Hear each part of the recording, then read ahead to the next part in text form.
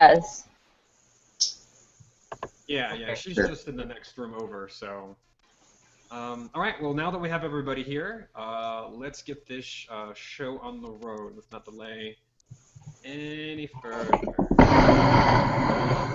as Grace is run over by a car.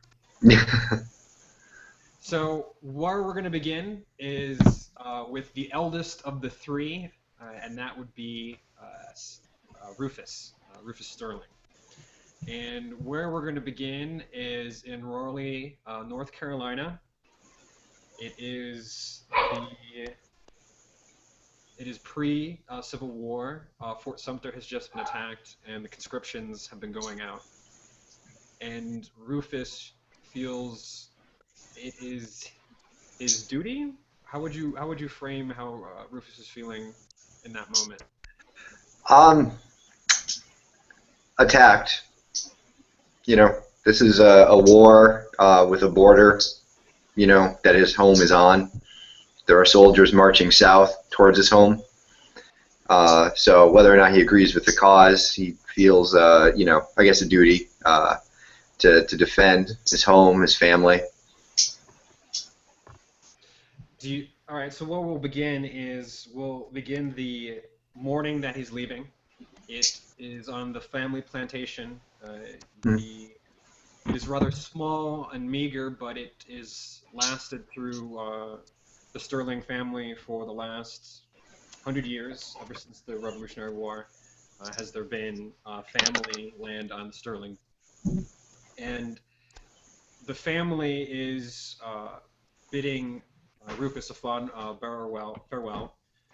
They are forlorn, weary, and tired. His mother can barely look him in the eye, and it is his father that is sending him off. As we begin this scene, we'll kind of zoom in on that family plantation. Everyone on the front porch after a very large and elaborate breakfast. Everyone's saying their goodbyes to Rufus. The slaves that the Sterling family owns are not very numerous, and they are well clothed and seem well fed. And the Sterling family has always treated their slaves much more like farmhands and a lot less like property. But their way of life is under attack, and as Rufus and the Sterlings feel the pressure of the Union soldiers coming, he feels it his obligation to move forward. So we'll begin that scene with Jeremiah extending his hand out to his son, probably one of the few times in his life that his father has ever attempted to embrace or make any kind of physical contact. Jeremiah is an older version of Rufus, and what does Rufus look like? Um, he's you know, a pretty you know, slight build at this point. You know, thin.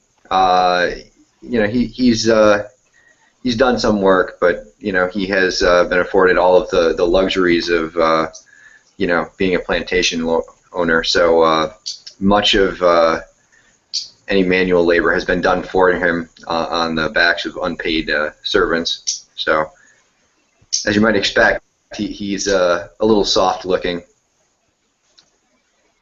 You know, skinny, smooth. And so his father is Yep. just an older version of Rufus. You can see the family resemblance, the jawline, the hair, the slender build, the intense eyes. And as his father extends his hand out to shake his hand, and Rufus taking it as well, that is when he grabs uh, Rufus by the arm and looks him dead in the eye and says, "Son, what you're about to do for us, for our way of life, there is no greater sacrifice, and I know Providence will see you through it." Yes. And I will not fail us, Father. I will keep them from our door. I will keep my dear sister safe, and you and Mother as well. Good. That's what I wanted to hear. He releases your hand and begins to walk with you down the pathway as you begin your journey to becoming Johnny Reb. He is somber initially. He, him looking at the ground, again, uncharacteristically soft and not as forward or as the patriarch that Rufus has always come to know. He is subdued. He is worried. And as you are both walking, he turns to you and says, "War is a very dirty thing, son. And when you go there, and when you come back, you need to make sure that it stays there. That the horrors that you will no doubtly witness, may actually be part of. It needs to remain in the past. It needs to remain out there." You understand what I'm saying? Yeah. Father, I would never bring those horrors back to our home. Well, it is a difficult thing, son, and I know that you have the character of a true gentleman, and that you will uphold the virtues that I have taught you your entire life. I won't let you down, sir. Good. Good. He clasps you on the shoulder, a very familiar and, again, intimate gesture that he's been very cold, probably. Again, that strong patriarch figure during this time frame was not very compassionate outwardly. And so these gestures are a sign of his fear of what is to come, and he is very clearly uncertain and shaken by what is going on. Yep. He won't say anything more. He'll just kind of have that look on his face, and once Rufus just kind of nods and continues on out towards farm gates, probably getting a ride from one of the slaves into town. Your father remains at the spot that you were just at and just stares and watches you depart. So we'll get that kind of rolling shot as Rufus gets carted away to join the war. Doing his best to sit tall and look proud. So we'll get that great moment of him, looking a little concerned, maybe in his eyes, but he squares his shoulders and tries to look forward into the future. Yep. All right. Okay, I think that was a pretty good start. Let's go, I believe, to the second oldest, which would be Melissa. Okay. And that would be you. So, Melissa is growing up in New England and is French Canadian. And she lives in Manchester, New Hampshire, if you want a more specific locale. Yes, thank you. And Melissa has lived a very difficult life. The immigrants in that area are second-class citizens, and we're talking about a time frame where, an oligarchy and classism is acceptable. That there is such a thing as truly being low-born. No, it may be going away slowly with the coming of the 20th century, but it's still very prominent in society. And Melissa's background comes from such an immigrant home, a home that has no father figure, so it's even looked down on greater that there's no man in the house to lead and make sure the household's going forward. However, Melissa's mother is a very capable woman and has managed to, through her intelligence and self-taught, has managed to get governess jobs and has developed a name for herself, partly due to some kindness of other, uh, perhaps well-to-do people, but always because she was able to prove her worth. Um, is everyone able to see me? Am I still good? My thing kind of went weird on me. Okay, good. Melissa is studying in their small, cramped, poorly constructed shack that is the cobbled together ghetto that most of the immigrants live in. Her mother has managed to provide for them in a way that she at least has books. Melissa is getting an education. She's never starving, but they certainly don't have a lot otherwise. And as of the last few weeks, Melissa has noticed her mother get more and more distraught. And her mother's always been quite good at keeping her emotions under control, never really showing any kind of concern, always being a very strong presence and a strong role model for Melissa. So this is perhaps one of the first times that she has ever seen Melissa, or Melissa's ever seen her mother upset and concerned.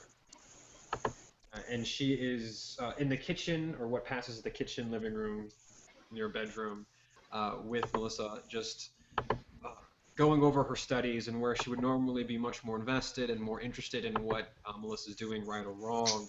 She is preoccupied. Now, Melissa's of an age where she can notice her mother's emotions of this stature. I believe she was 10 at the time. Is that not right? Yep. Okay.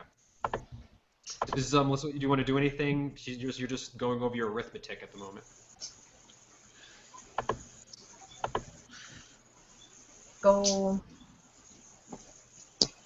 Going over arithmetic, but distracted at the same time, cause ma is acting different. Mm-hmm. So is Melissa doing anything in particular, or anything different, or is she just kind of just keep studying?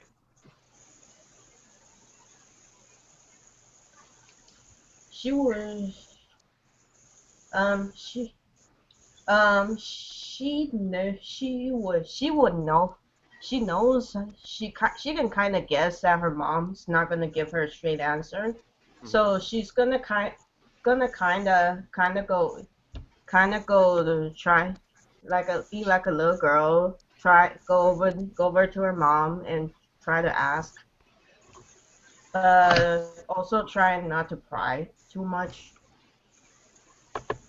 So pry too much so that her mom doesn't completely shut her off. Off.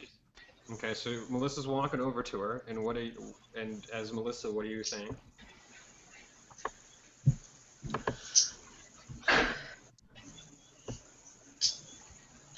In French,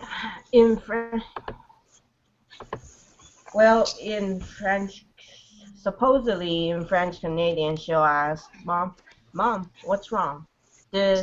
What's wrong? Did the neighbors yell?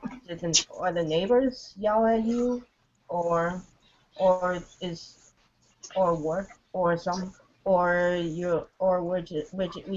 we can't eat turkey? We can't eat extra meat this week? Anything? It's okay. Once she realizes that you are not studying and that you have noticed her behavior, she says, "No, listen, never mind, Melissa. Just go back to your studies. It's fine. Where were you? Repeat your tables again."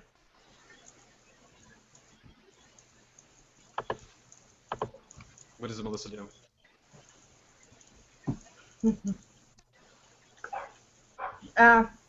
She'll just memorize all of it up to 12. The 12 times table and say, I'm good with it, but Mom, I'm good with it, Mom. Well, but I want to help. What's wrong? Just study. That's all you need to worry about, dear.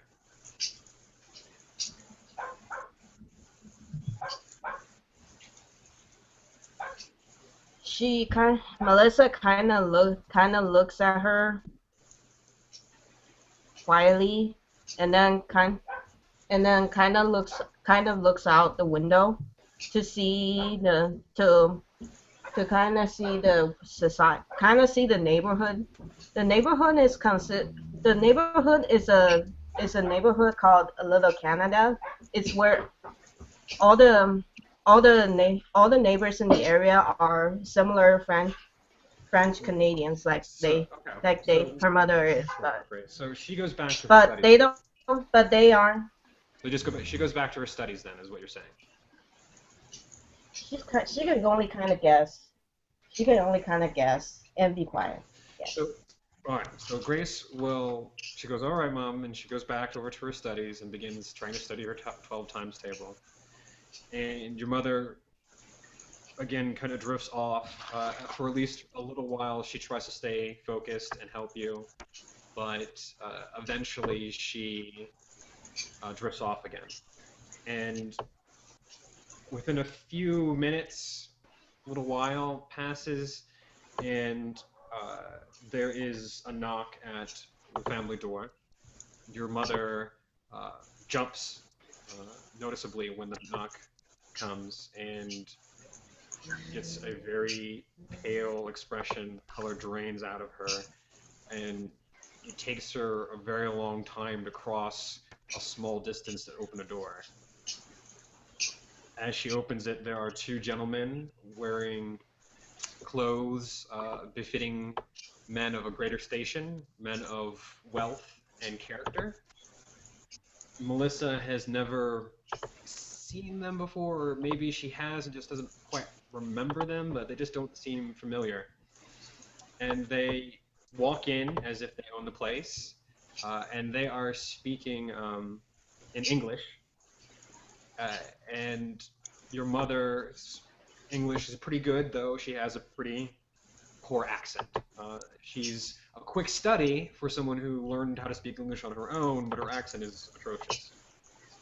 And they begin to have a conversation in which it turns out your mother had loaned or gotten a loan from these men that she apparently works for, and that she's now overdue. And they're here to collect. And Melissa's English is probably pretty okay, but not great, so she's only getting bits and pieces of their conversation. But the short of it is they are making fun of her and degrading her for being French Canadian. And when your mother begins to protest or give any kind of, please sir, be kind, please be a gentleman fitting of your station, they just mock her greater and start spitting on her. And when she tries to just even defend herself and just try to deflect the spittle, one of them gets more upset and incensed and hits her with a cane that he was carrying. And she, struck hard, and across the forehead, and blood gets drained down her face. And she crumples to the floor, and they begin laughing to each other, and one moves down to hold her, and the other begins to unzip his trousers. What does Melissa do after all that? That happens in the span of a few seconds.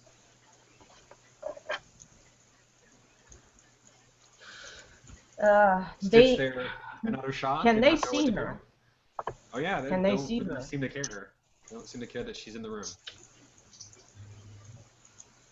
She's just shocked and stayed there. That's a pretty legitimate response to, watching your mother get raped by two individuals.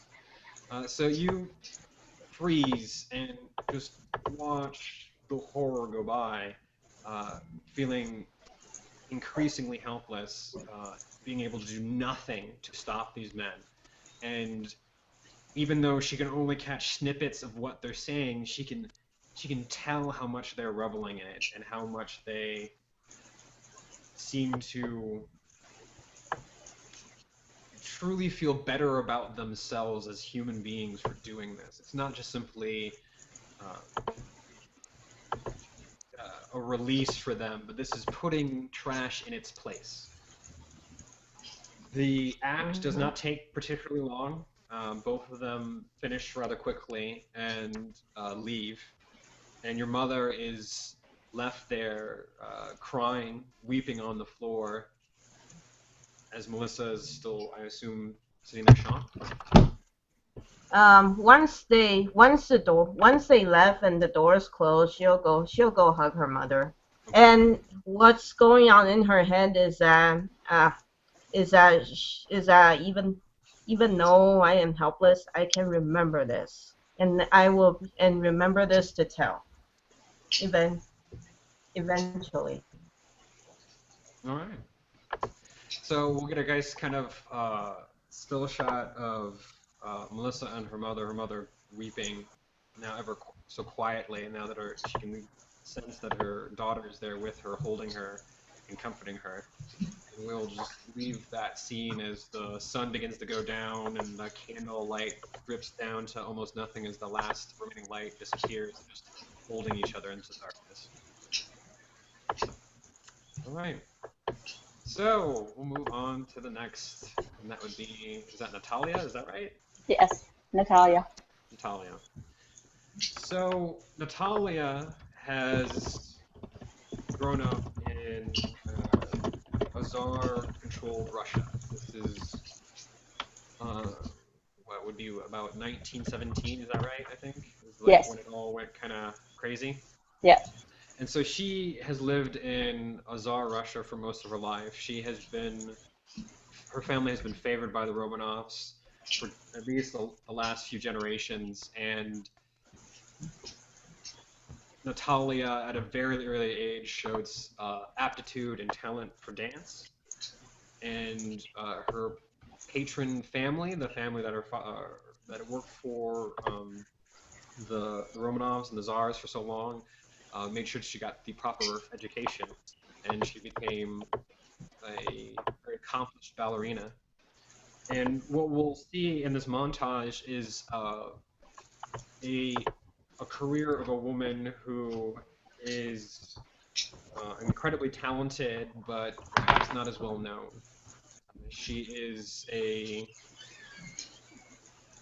gifted dancer, but perhaps doesn't have the stage appeal that other dancers do, but her form and her heart and her precision is unparalleled. She's just not one for the limelight. And we get through a montage of her career where she has a very loyal fan base and has many different lovers and seems to live a very opulent and gifted and privileged lifestyle. And what would you describe Natalia before the embrace, or what will her mask look like? Natalia, before the embrace, she was a beautiful woman, platinum, like almost whitish blonde hair that she would keep mostly back, of course, because of her dancing career. But it was, long and blue eyes, very pale skin, fairly strong sculpted features, a very rememberable face, and fairly startling blue eyes. So, how would you describe Natalia's social life when she wasn't dancing? She was very much a part of the society and court. She would do a lot of parties after the ballet, visiting and talking to her patrons. It was very important because that kept her career alive. Really, if you didn't have patrons, you were really without a career. So she would spend a lot of time in the parties of the court, socializing, getting to know all of the different individuals who would come through the Russian court at that time. So what we're gonna, given that, what we're gonna do is we'll begin at one of these parties. She has just had a brilliant performance, and so she is likely feeling pretty up and confident in herself. She is the focus of the party, as she was the main dancer, and it is a party to remember. She has never, Natalia's never seen so many people. It's probably one of the largest gatherings she's ever been at, and it was one of her best performances. So it's quite the night for her. There is a woman who she notices on her peripheries every time she seems to be talking. Every time Natalia seems to be talking to someone, this woman seems to be of French descent, long black hair, other as well, with blue eyes and very pale in complexion. And she seems to be observing and almost stalking Natalia as she makes her way around this party, getting her congratulations and her well-to-dos and how well you've done. This woman is continued to just stalk you. Would you do anything in particular, or would you just let her be your groupie? She would try and find out who she was from some of the other people at the party, if that was possible. Yes. We'll do a little brief into you. You ask one of the socialized. Oh, yes, that's Madame Tagnolia. She is a French dancer. Maybe she just arrived in Russia. She's supposed to be quite talented. Really? Introduce you. Yes, you would be perfect. And so she actually takes your hand and walks you over. And do you stop her? I mean, she seems to be going right to the first. Okay. No, that's fine. Okay, she walks you over to her, and how would you say that last name? Did I even get that close? I think it's Taglioni. Taglioni. See, that Yes. was totally off. Taglioni. Yeah. So Madame Taglioni is a striking woman, probably of a similar quality of beauty as Natalia herself, and she has a very wide grin as Natalia comes up, almost predatorial in its nature. And as Natalia approaches and extends her hand for a greeting, the Madame Taglioni grabs her hand and kisses it in a way that would be more befitting a gentleman than a lady. I am so deeply honored to meet you, Natalia. I am one of your greatest fans. I heard of your talent, and I had to see it for myself. I am new in Russia, and I promise I will not be the kind of competition that will be able to share a laugh and a drink. I don't want you to feel as if me perhaps moving in here is a potential threat. You have heard of me, of course. I can't say that I have, madam.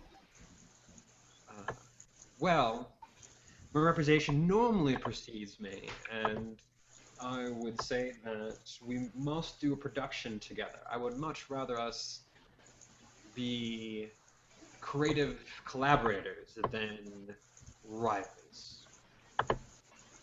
Well, of course, I would love to know more about your career and your dance. What an opportunity. And so you two begin talking about dance, and for what would effectively be the late or early 20th century version of geeking out over dance is essentially what you two do, and you talk for a very long time, and it is difficult for anyone to get an edgewise in with you, either of you, and you just kind of spend the evening, and you just find her so enrapturing, and you just don't really kind of want to wander off at all. She is this beautiful creature that you couldn't possibly ever think about. You know, she's the life of the party. So you just kind of she becomes your world for that evening. how does Natalia, and does she want to do anything in particular given that information, or? She would just spend as much time with her as possible, really getting to know her, getting to know more about her as much as possible, and really just enjoying herself. She doesn't. I don't think she has many other peers that and the newness of her being French and foreign and so fascinating. So that she would just be enraptured and want to spend more and more time with her. All right. Well, Marie is quite skilled at conversation and does a very apt job of not revealing anything about herself. You know that she lives in Paris normally, and that she has come to Russia, more so Moscow, because of the ballet and because of her dance, and that she wants to get some more exposure here.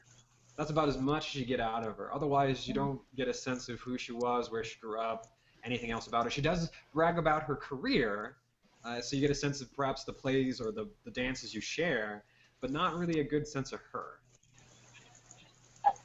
She would be more interested in her troupe and her dance and her career anyway, really. I don't think she would have probably even noticed that she didn't go a whole lot into depth into her early years that way. So what we'll say is we'll leave that scene, the more positive out of the first three. That was like way different. We got started out not great, really, really super shitty, and then went, hey, look, not so bad at the end. We'll end with those two just kind of gabbing on into the night. And what strikes you as different is that at one point you're getting on to morning and you're thinking, oh, we'll go to a nice cafe, we'll get a coffee, we'll get a breakfast, and she makes some sort of excuse and leaves before dawn. Strangely enough. Yeah, it's kind of odd how she had to get home so fast. So we'll leave the scene there with you kind of feeling a little rejected and confused as your world runs away from you after spending the last 4 or 5 hours enraptured into you. All right, there we go. That's the first scene from Natalia. We'll go back to Rufus because he's having a great time during the Civil War. Yeah. So where we're gonna start for him is at the latter part of the war. His tours or service or duty under General Longmont has been. Let me don't project. How does Rufus classify or see his tour of campaign as he's sitting and waiting for Pickett's men to arrive at Gettysburg? I think it started on a pretty positive note. Early on, Longmont was involved in some pretty successful campaigns. Yeah. The Confederate armies actually marched north for a while even. And he was probably very buoyed by the fact that he was on the side of right, and he was fighting a good fight, and it was just going to be like in a story he had read or something. Since then, reality has set in, and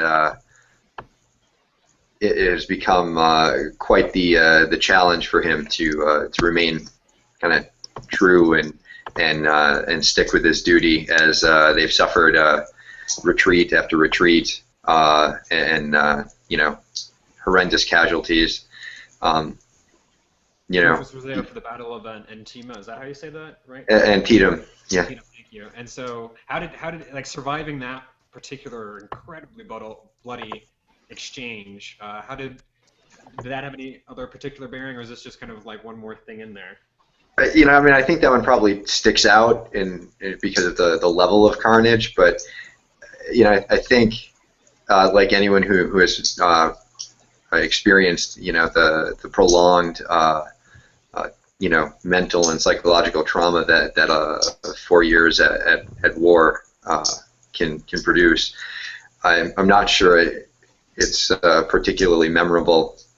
It probably features heavily in his nightmares, but then again, so do all the other nights where soldiers laid screaming in the battlefield, and people debated whether or not to shoot them or just let them scream. And so it just becomes a blur for him. And as truly as someone who becomes that kind of jaded and suffers so much trauma, it just becomes something. It's like breathing. It's just a way of life. I think he has his moments where he realizes how horrifying it is, and he tries to remind himself of his family at home and why he does this. But I think as the war drags on, it gets harder and harder for him to rationalize and convince himself that it's all worth it. And for someone who's been with Longmont as long as he has, he sees a very similar pain across Longmont's face.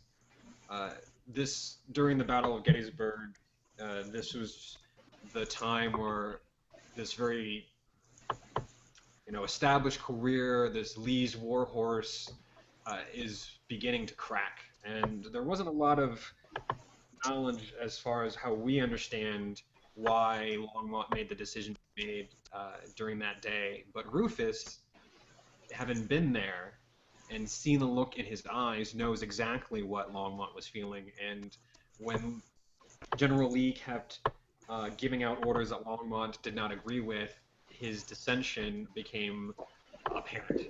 And for someone who was so loyal and so studious to Lee's tactics, that such a departure was noticed. And we'll begin this particular scene with Rufus, along with the few men that he's been with all this time, have been waiting for Pickett's men to arrive, and he's arrived, and they've begun to muster up, and Lee's orders are to charge the Central Union line. And Rufus watches from a distance, as Longmont loses it. And something about that last bit of disregard for human life in such a tactic that to any obvious first-year tactics cadet would not work. And Longmont, it becomes furious. And the dissension is palpable for the 19th century, so we're talking like raised voices and pointing, and not like a 20th century where people would be like pushing each other and like, what's up? Get in each other's face, and nothing like that. But for a time where decorum and pleasantry was key, they are certainly Longmont is certainly throwing all of that out the window. But it doesn't do anything to affect Lee's decision, and Pickett himself is trying to console Longmont, agreeing with him, but simply wanting to go along with orders.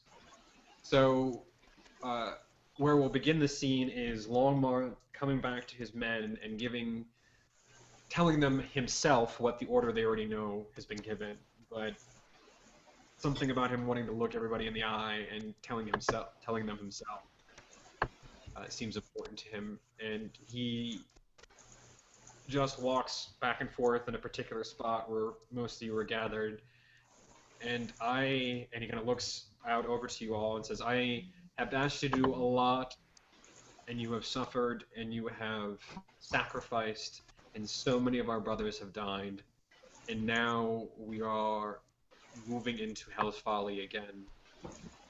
I ask you to follow me this time again, not because Lee wants us to, not because it's our duty, because we have to see this through. We have to come out on the other side. This is, I realize now, a trial by fire, and only God's chosen will come out on the other side. Know that you are His providence, and if you are to live, you will be seen through. And he turns and prepares for the charge. Does Rufus do anything in particular? Gives a "Sir," and a nice salute, and he is clearly terrified that this charge is going to end everything, but he is going to just continue to stand strong and do it anyway. Okay. So we'll get that great shot of him lining up with the remaining brothers he's known since the beginning and all of the fresh-faced recruits and Operation volunteers that have shown up this late in the war as they form a line, and we get that great moment as they begin to affix their bayonets and set themselves. And there's a hush as the artillery fire from the Union ceases and the smoke kind of billows out. Longmart, who's supposed to give the order to charge, only looks to his second and nods.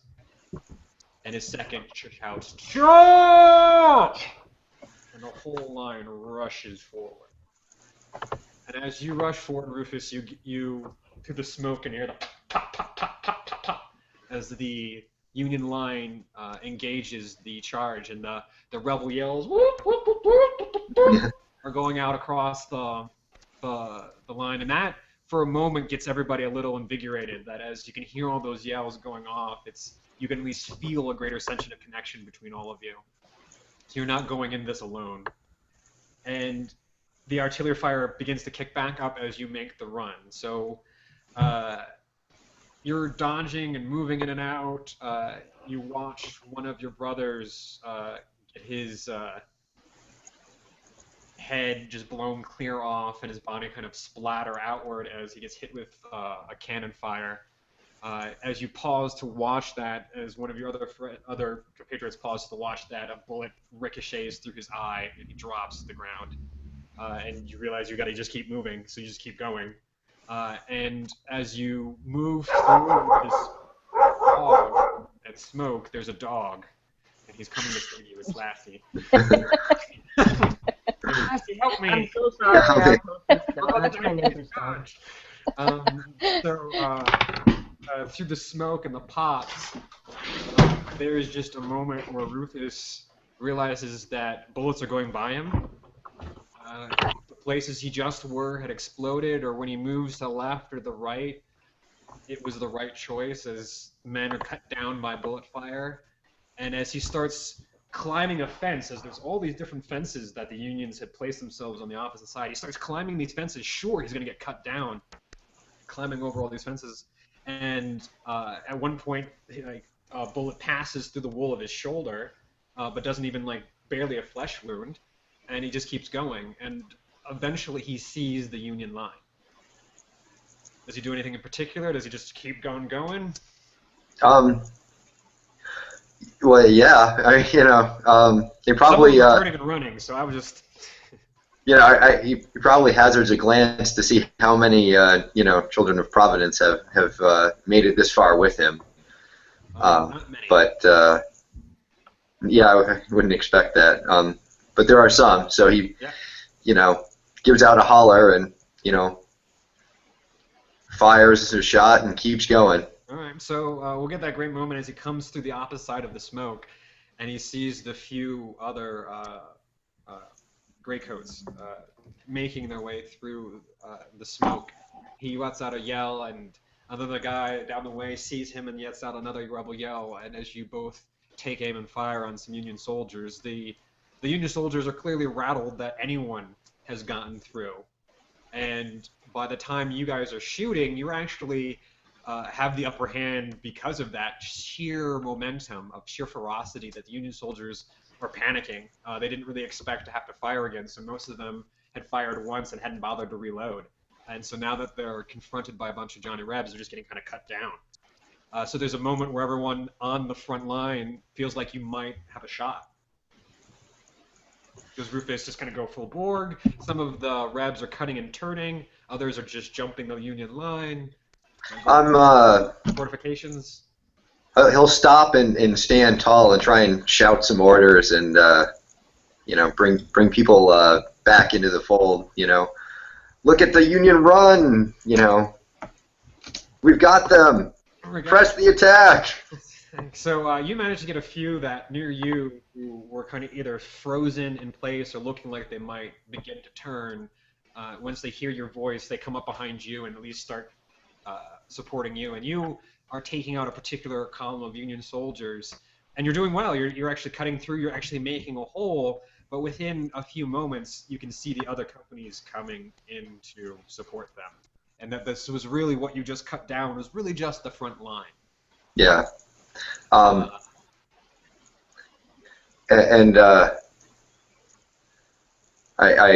think, you know, as I watched those other soldiers come in, and I realize that the fight is lost, and I look at my brothers, and I make the hard decision that you know, I can get them all killed, or we can, you know, we can live and retreat. So they look to you, and you look back, and you just start running. Did I lose you guys? No, you're still there. Okay. Yeah, I order the retreat. Okay. Yeah. So the men that are with you and yourself pick what's left of your stuff and start heading back across the line.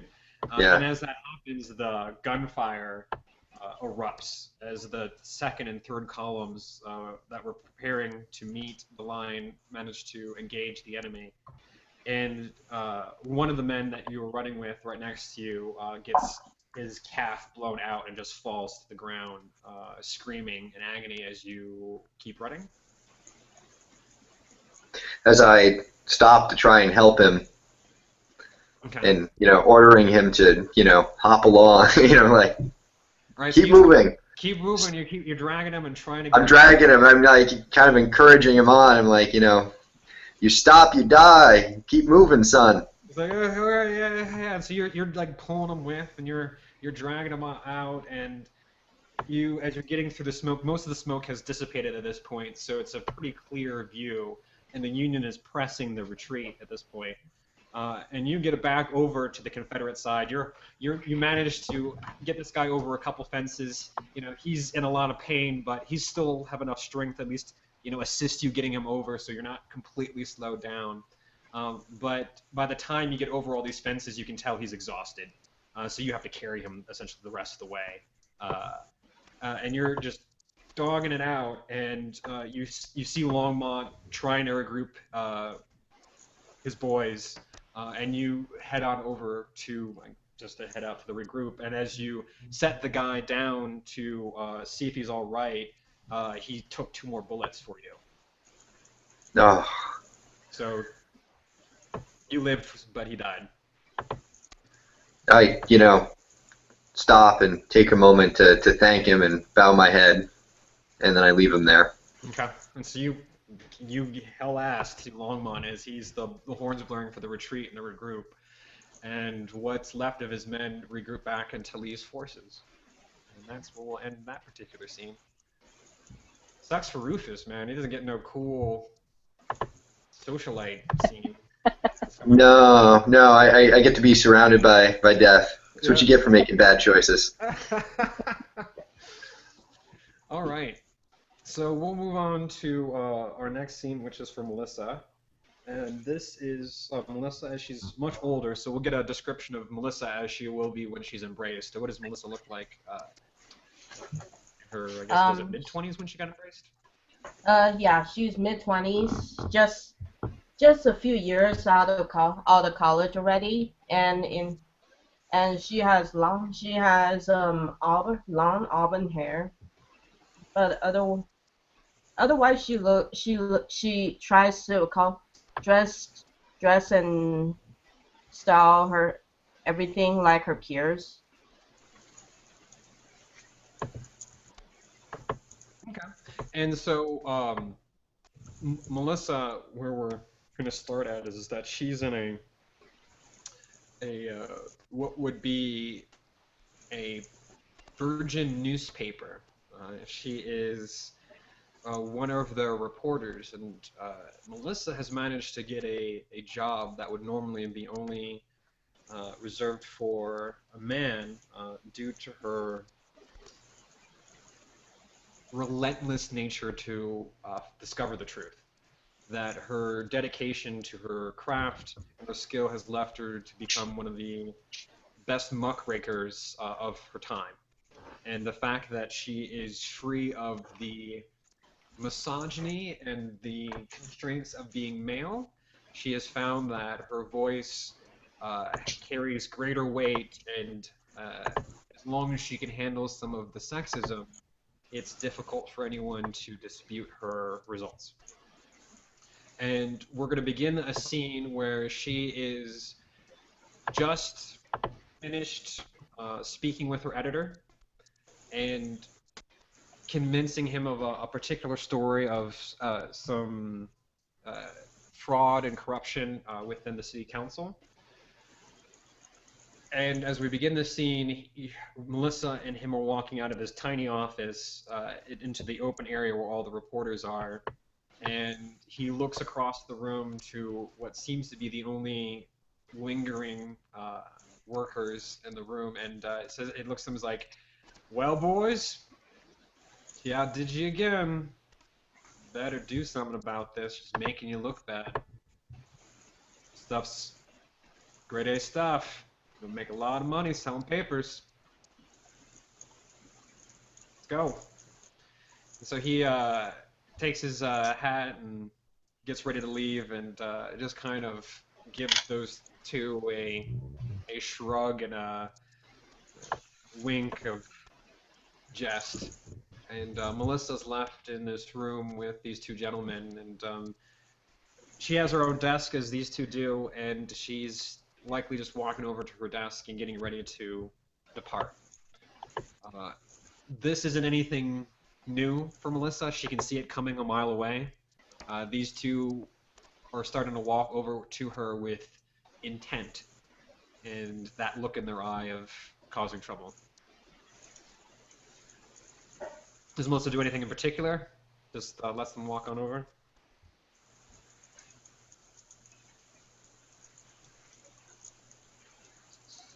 So No, they're just maybe. walking over? Yeah, they're going to walk over to her, but the idea is Melissa knows the look on their eyes and the look on their faces. They're not coming over to be friendly.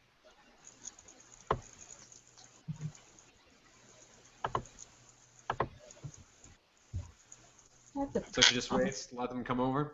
So she'll just gather up her stuff, and one of them, named Tony, slams his hand down on the desk on her papers, the notes that she had made from this story, this report.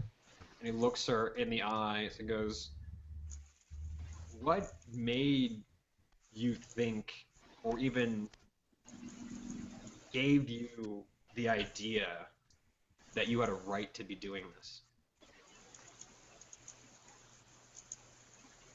I mean, I want to know so I can give him a good punch in the face or a smack across the mouth for causing such trouble.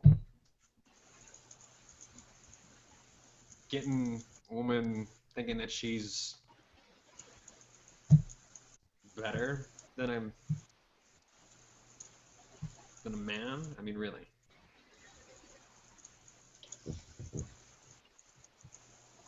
Melissa would just smile, would smile at him and said, and said, "It's all, it's just, I don't have a right yet, but it will change."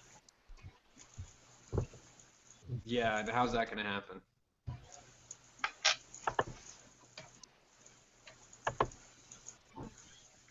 Well, maybe you'll find out.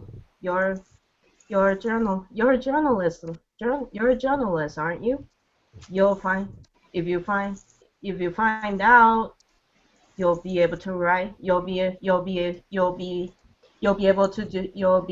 to write just as well, maybe even better.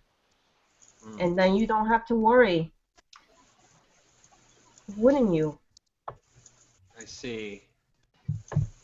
Well, I just want you to know that if you get any further ideas or think somehow that you're better than me, and he kind of closes the distance and gets right in her face, just all decorum gone. Like, I will make you regret it. No one's going to believe you. Do you understand?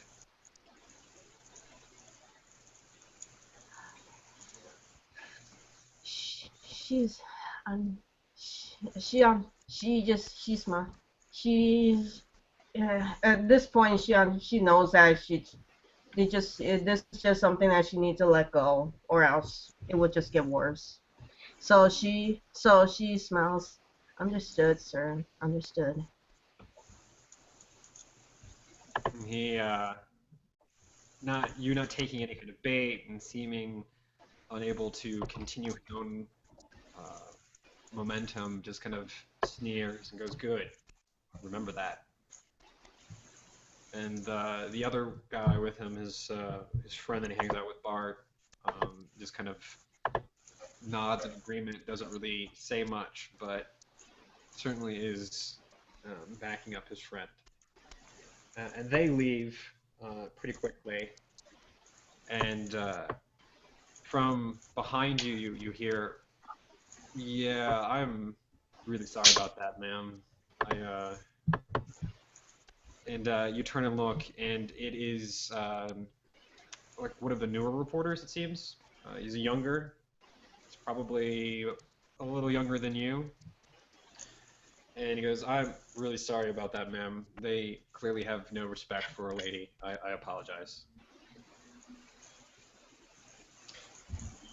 Melissa smiles and says, "It's o- it's okay. It's okay.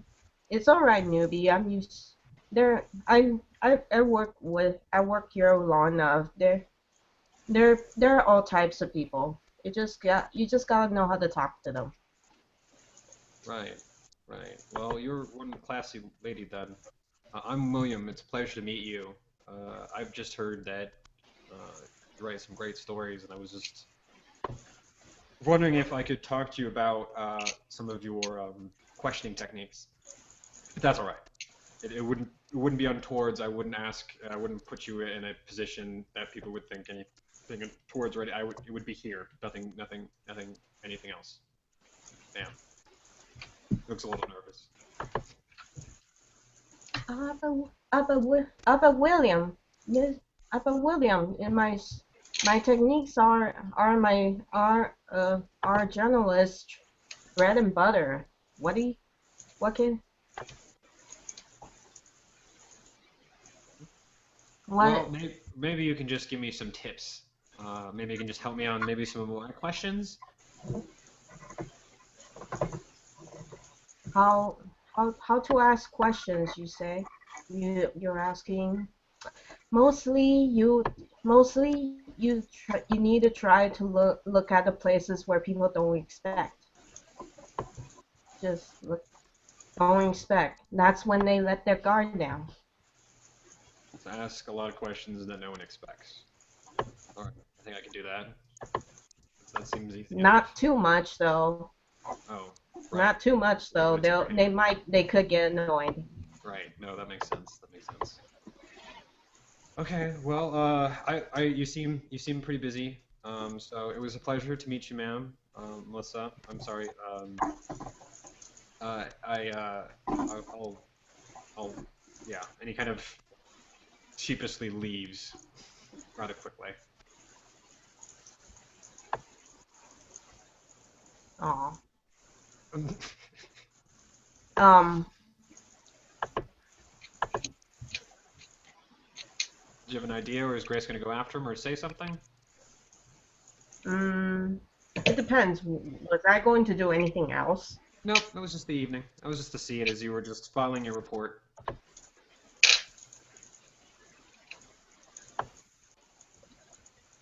Okay. Hmm. Act- hmm. Actually, she will follow, but at a very, very slow pace. And slow pace, just barely enough just barely kind of in and out from line of sight.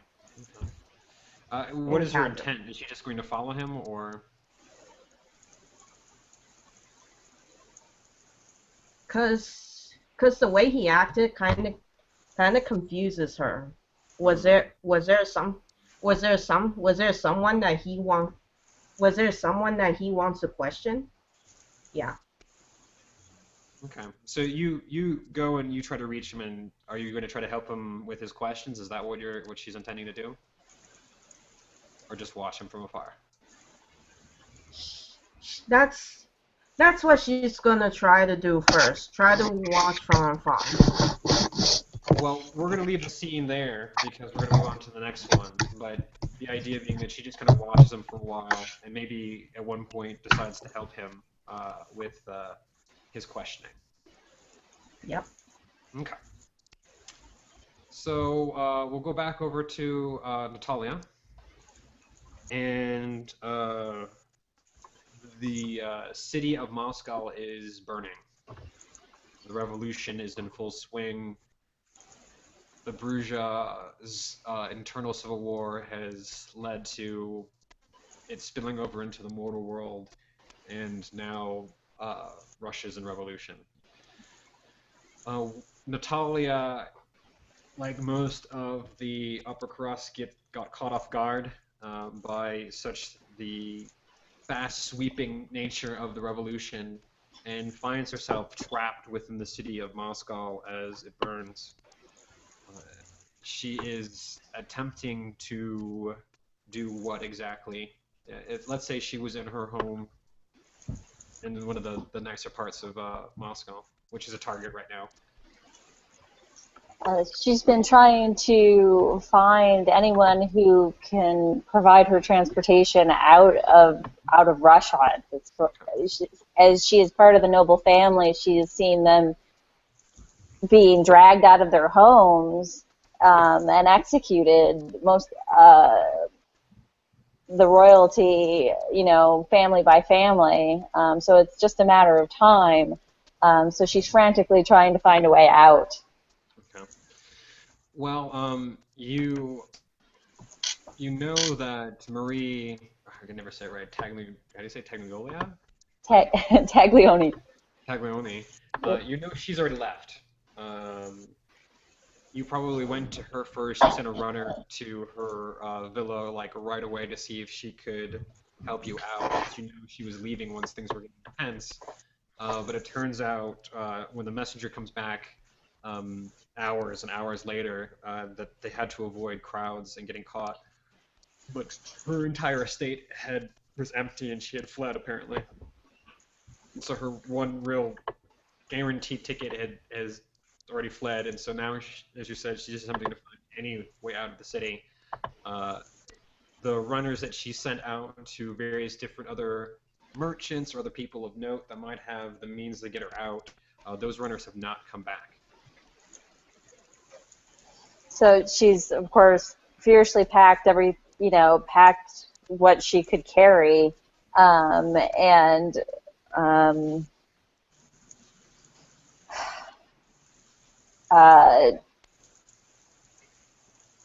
doesn't know what to do. She's the streets are probably more dangerous, but she can't stay here in her home either. So I imagine she would send any other letters that she could to any of her patrons that she thought might be remaining left in the city. Okay, well that's essentially that's what she just had done. Sent out all her runners to the people that she knew, and none of them have come back. She would be, as you said, it's dangerous to go outside, and the people she would have had to send out have been sent out, and none of them have returned.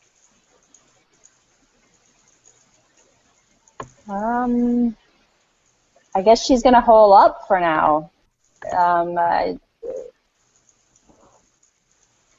and batten down the hatches, try and make it seem like there's no one there in the residence. Okay.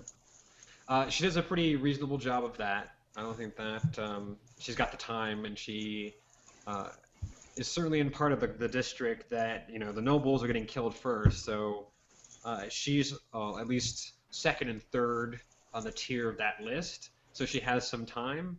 Though, like she said, there's enough people in the streets that if she just kind of wander out, the odds of her getting eventually caught by someone even a block or two is pretty high. So she holds up, and she does a pretty good job of making it seem like no one's there. She bars the doors and locks them. A lot of the, time frame is that the front doors are always open. There's someone to receive. So the fact that things are locked and battened down, and you've been around enough to make it look like the place was shuttered to begin with, so no one was really there to start, people keep moving on. So it seems to be doing its job. After about an hour or so, the violence seems to only be getting worse instead of better. The fervor has caught on, and most of the populace now is completely engulfing the civic centers, the government centers, the Tsar's palace, and all these noble areas. As Natalia is looking outside through her shutters, or is she hiding in a corner? Is she watching it happen? Is she just, how would she? I think she would be kind of watching the streets for any sign of what was really, of what was happening in the city, trying to keep aware of her surroundings. Okay. So as she's just watching outside, trying to be as keenly aware of what's happening as possible, a very soft spoken voice comes up behind her and it says very calmly, "Please don't be alarmed." What? She would, of course, whirl around and try and figure out who's there. And it's a small man. You've seen at, now that you think of it, you've probably seen him at almost all of your parties. I don't think there's been a party you've not seen him at. But small man, kept to himself, didn't really talk to anybody. Seemed like he's in his late 80s. He's a little hunched over. Incredibly wrinkly face. He almost seems like a prune. He's so wrinkly. I'm so sorry to startle you. Miss Talia, Sir, what are you doing here? I wish to help you. You can help me? Yes, I can. I have been observing you for some time. You are a unique flower. There's like a crash and a bang outside as a building collapses in on itself from being engulfed in flames. Your nature is so giving, so expressive, without thought. So many wish a trait, but so few have it.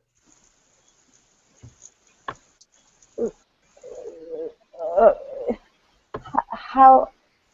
I can get you out of the city, but you must promise to come work for me afterwards.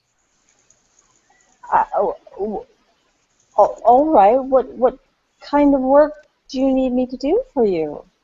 I need you to be a liaison for me. I am a quiet man. I do not. I need a liaison, such as yourself. He pauses for a second. He catches himself saying something. This city is going to fall.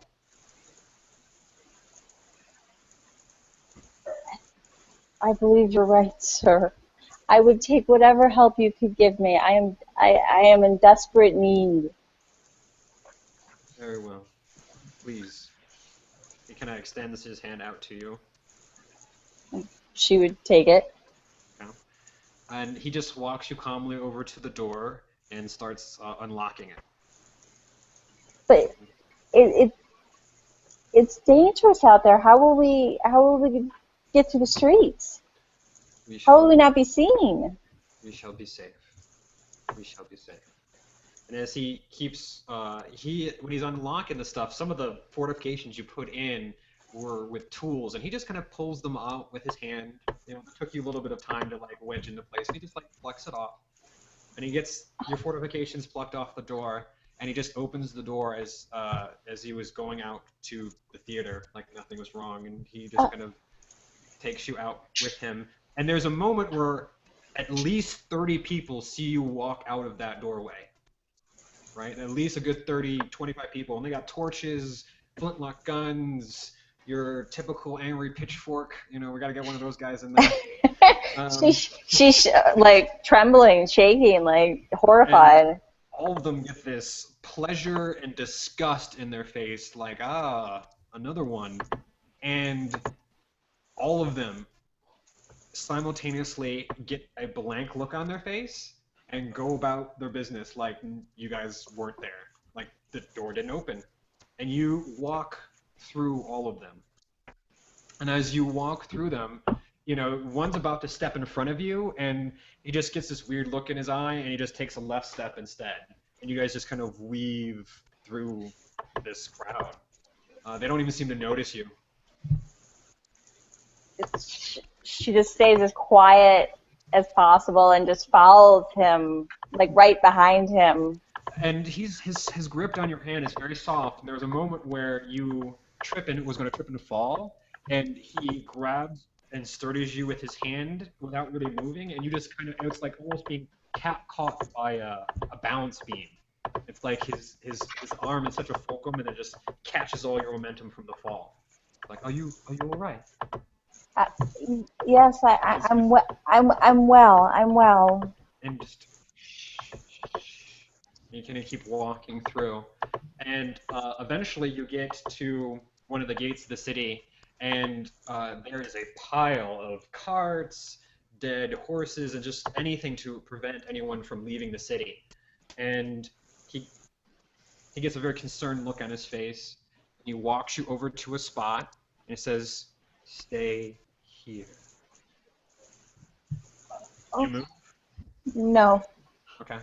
So and he walks over, and he touches the pile of trash and wagons, and it kind of shifts and shakes a little bit, and he looks a little upset.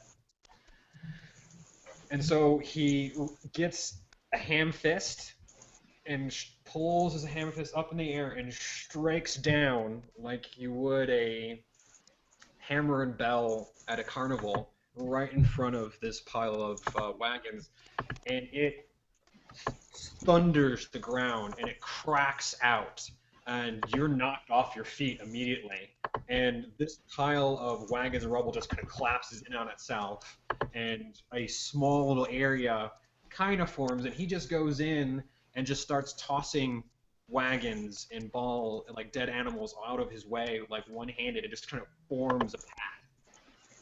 And while he's doing this, revolutionaries see him and start running over, not necessarily seeing what he had done previously, but see just this old man trying to get through this little area that somehow he managed to get through their barricade, and they're shouting at him in Russian.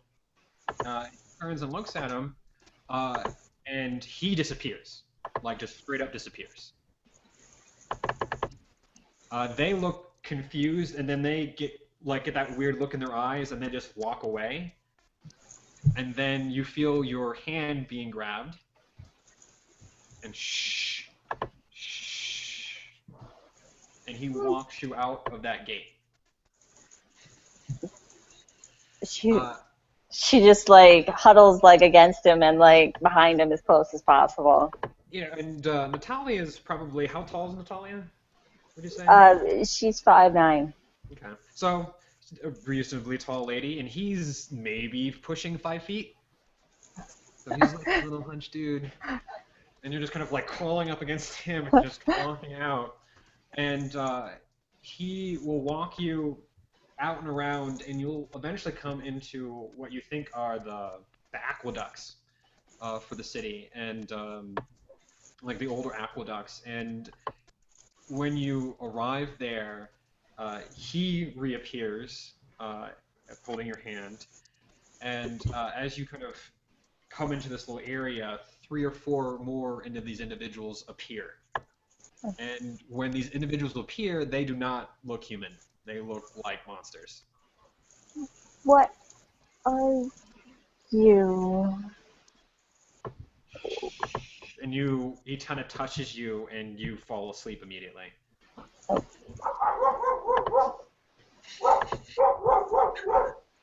Lassie's upset about Sorry. it. She couldn't save Rufus from the Pickus charge, and now she's upset about it. Yeah. There was no saving anyone from that charge, man. No. So now he's upset about that. And Natalia will wake up in a cage.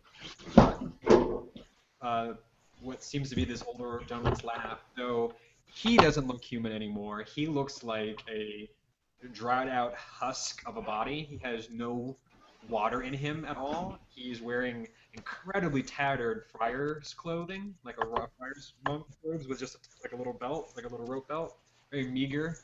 And he looks like there's no water in his body at all. His eyes have completely whited out. It's when he moves his arms, when he was doing that, that's because his arms and his hands don't move very well. They're all kind of jointed up. And he's like singing to her sweetly. He has a pretty beautiful voice. And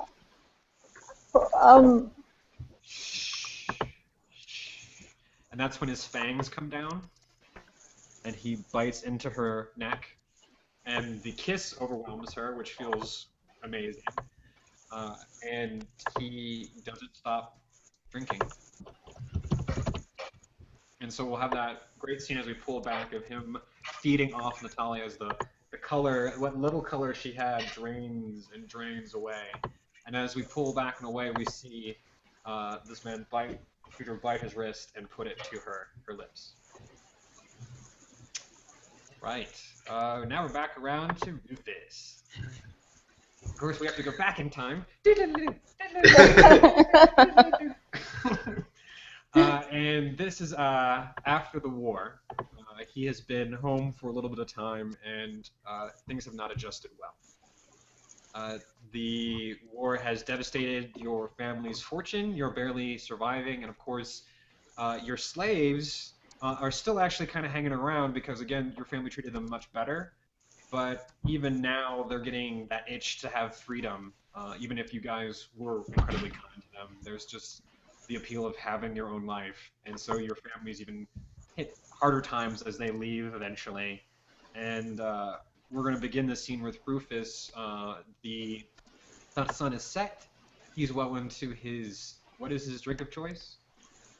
Oh, probably a bourbon. A bourbon, all right. He's well into his second bottle of bourbon. This is just getting warmed up. Yep. And it's a nice night, for a change. The crickets are chirping. It's a nice spring evening. Air is cool and calm. Nice starry sky, and Rufus is not here. No. Where is Rufus? Rufus is back on the battlefield, huddled at night, with his rifle to his chest and his head down, listening to his friends and enemies, mill about, and some of them slowly dying on the battlefield, calling out for help. But everybody knows to go out there is sure death. So you just sit there at night listening to them. So we'll get that wonderful shot where we hear crickets and a soft, gentle breeze, the tall grass rustling, and as we kind of hear a little pulse as we move into someone else's hearing, an intense, biting hearing, we hear cries and agony and shouts of commands that led men to their deaths, and just people wailing or crying out for their mothers. When when these kind of dreams overtake Rufus, how does he usually deal with it when they get powerful? And they're starting to get a little powerful right now. How does he usually deal with it? You know, I think his realities blur a little bit. It's hard for him to discern where he's sitting, whether he's in this dream world or he's sitting on the porch. You know, he hits the, you know, obviously he drinks a little more than he might otherwise. He probably stays pretty quiet, maybe gets up and wanders around, talks to himself. So, as he begins to drink more and talks to himself and tries to find some anchor into which reality he's in, am I still at the war? Am I at home? This cloud of confusion in his mind serves to only grow worse, and this cloud turns into a storm, and it starts becoming hard to have any thought that isn't about the war or about death. And soon it's more like he's there than he's not, and he can hear the gunfire, and he can hear the shouts for retreat, and hear the Union horses galloping on planks or on the ground. That always meant cavalry and death. How would he start processing that? He starts kind of taking evasive maneuvers clumsily as he's drunk. So he kind of hunches over and slowly waddles back and forth, trying to avoid the shots, holding his hands up, in front of his face occasionally, maybe bumping into the wall of a building. Okay. Yeah. All right. So we'll get that great shot of him. I mean, at this point, he's so lost in it that he drops his bourbon and his glass, and he just starts trying to dodge this fire. Trying to make sure the fog doesn't get up into his face, so he can at least see where the death's coming to try to avoid it. And he's crawling, and he can hear a thud behind him, which is like a thud of a boot. And he goes, "Where you going, gray coat?" As you hear a click clack of a rifle being cocked behind you. Oh, he immediately lashes out, rolls over, kicks with his feet. Okay. Kind of reacts very offensively. Okay, so he rolls over, and with quick precision, being the skilled soldier that he is, he survived so many encounters from luck and from skill. He flips over, and with a good quick kip hits the geez, I can't remember the negative one for the blue coats, or for the Union soldiers, blue bellies, I think, or whatever. Knocks him and straight in the stomach, and he gets knocked off his feet. And you get the satisfaction of knowing that you can even see stars on his side.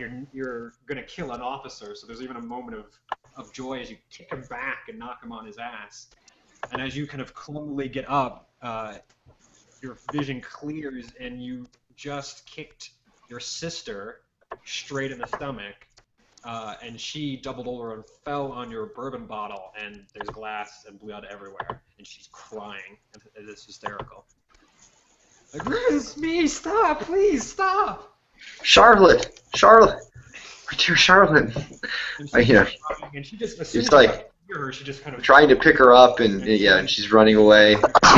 He covers his face, and sobbing. I'm sorry. I'm sorry. The blood, the Union. They were here. And the blood is all of hers, and it becomes thicker on his hands. It starts to drip off. Yeah. He's desperately trying to get her to calm down so that he can help her. Okay. She ran inside, so you run in after her, I assume, then? Probably?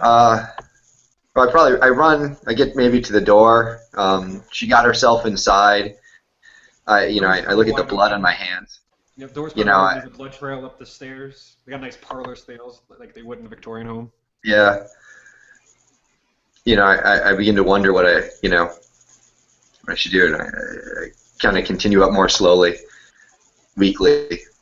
Okay. As kind of you calling continue, after her. as you continue up the stairs, you can hear her crying and her sobbing getting louder. She seems to be in her room. I call out for my father or some of the staff who maybe would be near the house, if there's any left. Well, there's probably a few, although it's very sparse. So you'll call Yeah. out for Reginald. He's probably one of the few Yeah. tenants or servants you have. And you just start shouting for him as you get to her door, and you can see the blood stains of her handprints as she had opened the door. Reminds you of some blood stains you'd seen on a tree after you killed someone. Yeah. I knock gently on the door and, Charlotte, are you okay? You just hear this weeping. Just leave me alone. I'll be fine. It's fine. He just hangs his head. He looks at the blood on his hands, the blood on the door, and he whispers, "I'm sorry," one last time, and he stumbles away. Okay. And you'll see Reginald go by you with a confused look on his face. Sir? Yeah, he'll stop. Charlotte needs it. Help Charlotte. Very well, sir. Are you certain you're all right, sir? No. Help Charlotte. Very well, sir. He gets nods and runs off to Charlotte's room. And yeah. That is the night that Rufus leaves home. Okay. Does he pack up a lot? Does he take much with him? He takes almost nothing. Does he leave a note? Does he tell anyone? He leaves a note, but it's he's a little bit drunk, so it's not as clear as he'd like. There's a lot of bourbon in the system, and stained with the blood, but mostly how he's sorry, how he can't stay. It's dangerous, and he's leaving. Okay. He forfeits his inheritance, and it should all go to Charlotte. Okay. So you're finishing up this letter. Are you leaving it for your father, I assume? Or for her? Or anyone just kind of like on He the just leaves it in his room, just it's there on the desk. Okay. Whoever finds it. Okay. You don't see your dad. Somehow, either he's out doing something or not around. Would he linger to try to find his father, or would he just try to get out before he sees him? No, he's too ashamed to face his father. Okay. That was the last thing his father said before he left, was not to bring it home. So All right. he has let him down, and he's going to leave quietly. Alright, so we'll get that shot again of Rufus leaving his home, much like he did a few years ago. This time, instead of a very proud young man hoping to defend his way of life and preserve his family, leaves perhaps for the same reasons, but not the way he thought it would be. Yeah, probably hunched over his horse, looking half dead himself. Mm. So that'll be we'll get a nice little Shane thing as he rides off quietly in the sunset, or not sunset. It's already dark, so into the moonlight. All right. So, Melissa. All right. You at this point in your career, it's only been another year or two. You have brokered a better job at a different newspaper once or twice, moreover. And through doing that, you've managed to befriend a fair amount of people. And this printing press and the telegraph is changing the way news is being disseminated out, especially the telegraph, and or what is going to. And you are becoming quite adept at using this medium to communicate information. Um, and the scene we're going to begin with is for the last month or so, you have gotten a sizable, I guess, I don't know, bounty, but I guess paycheck or contract to follow a particular individual. A man of business and of note that didn't seem inconsequential, or it seemed inconsequential to Melissa. He seemed fairly honest. He wasn't anything unusual for the timeline or to the time. But this individual wanted you to do a full report on this man and try to understand what he was up to. You know, it was a little bit more on a modern level. It was a lot more like private eye work than perhaps journalism.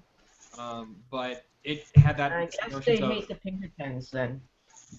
Well, right, yeah, they didn't use the Pinkertons, but this is the idea is that they very much want to see. It still has that or auspice of news, so this is very much for a paper. Though they didn't really specify what city. They just said they have an interest in making this report on this gentleman. You would assume it's for New Hampshire, but they didn't specify. No. After this month and coming up with this full investigative report.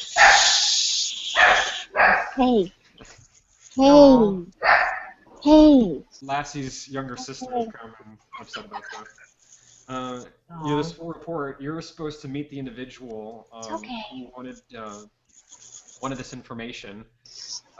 You're just going to meet her in your office. She's supposed to. She did arrange for you to meet her at night, which was a little strange. Well past dinner. That was a little unusual and certainly uncouth for a woman to be out that late. But. No, well, I'm out at that late, so oh well. Who am I to judge? Well, you know, you've probably gotten used to thinking of yourself as a woman trying to break that ceiling, but it's still uncommon. This woman that you had gotten this job from had made herself known within the last week, called herself Lucinde, and wished to meet with you about this dossier. So we'll begin that scene with Melissa just finishing up some reports that she'd made during that day and finishing up this contract work for this individual. Your office now is, you know, twice as big as that editor we had seen before. You have a nice plush, you know, arrangement and furniture. You've been making some money at this point as your skills are in demand. So it's a pretty posh office at this point. And you're just sitting there at work, and the door just opens, and a girl walks in. This is a 19-year-old girl, reasonably attractive. In a modern-day sense, this would be your girl next door kind of persona, that she seems so young and fresh-faced. However, she is dressed in a manner much like yourself, a very expensive suit, a very nice blouse, but she's wearing pants. And as she approaches, her hair is done up in a very elaborate braid system, and she is deathly pale. And when she approaches and extends her hand out, her hands are gloved, both of them. And she extends her hands out. Melissa. Is that correct? No, it's Tremblay.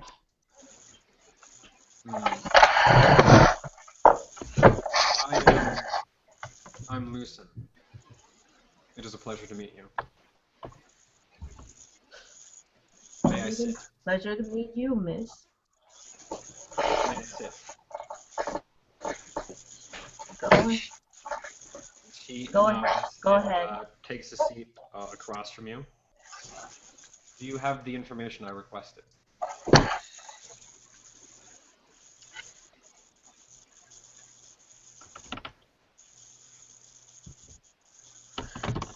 I have not gone check up on that man yet, miss. He seems so. What's going on with him seems so clean. Nothing's going on. Nothing out of the ordinary. And so you've done none of this investigation work?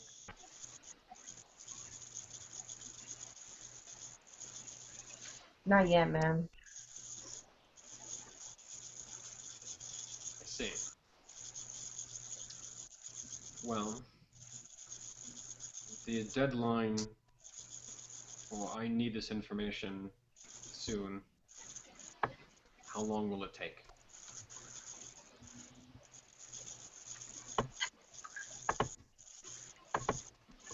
Other character, do I? Other character, do I know? Does Out she of know? character, I was trying to communicate that you actually had done all the work before. Ah, It I was a couldn't month tell. ago. Yeah, that's okay. So I was saying that a month ago she contracted you, and now you're meeting to give her the information. Then I would just have to. Then I suppose I would just give her. Melissa would just give her the report. Okay. You would still say, I assume, the similar thing. You know, he seems clean. There wasn't anything adverse about him or particularly corrupt. So how would Melissa? Would she just hand it over to her? Would she say anything in particular? She would ask, what was this for? What was this for? And I thought you wanted. Did you just want me? Was this just something sensational? Why didn't you hire the Pinkertons? I needed discretion. I see. And I understand the Pinkertons are known for their discretion. However,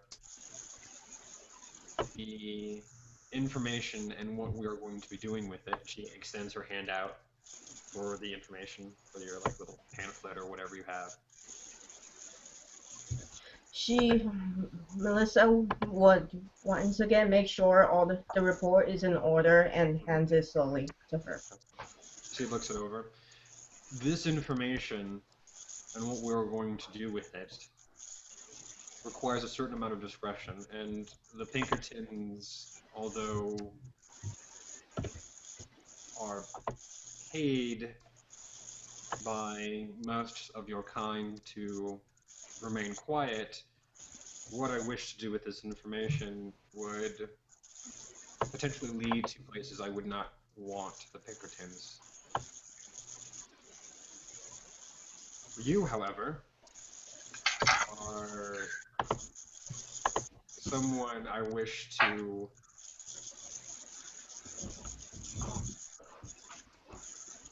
help understand her position in the world. You are a singular woman. You have a great deal of influence in this new form of communication, and I have been instructed by interested parties to bring you into the fold.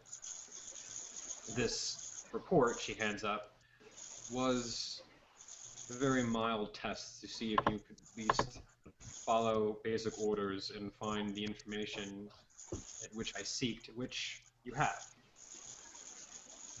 As such, you have passed all of his requirements, and you certainly seem of a certain bearing that I believe would make an excellent child. I apologize that, unlike many other children, we will not have a relationship based in a pretense. There will be a time where you will likely hate me, but I hope that through the decades I will be able to prove to you that I am, or will be, a mother of sorts, that this may not have been of my choosing, but this does not mean I do not wish you as a child. Just must say to all that crazy nonsense talk.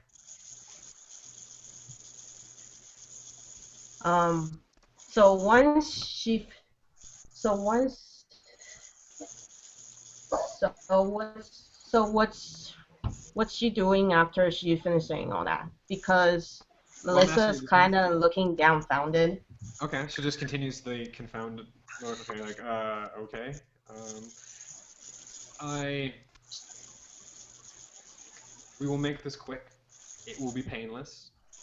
I would offer having you forget it, but that would cause confusion later on. It's simply best to get this over with.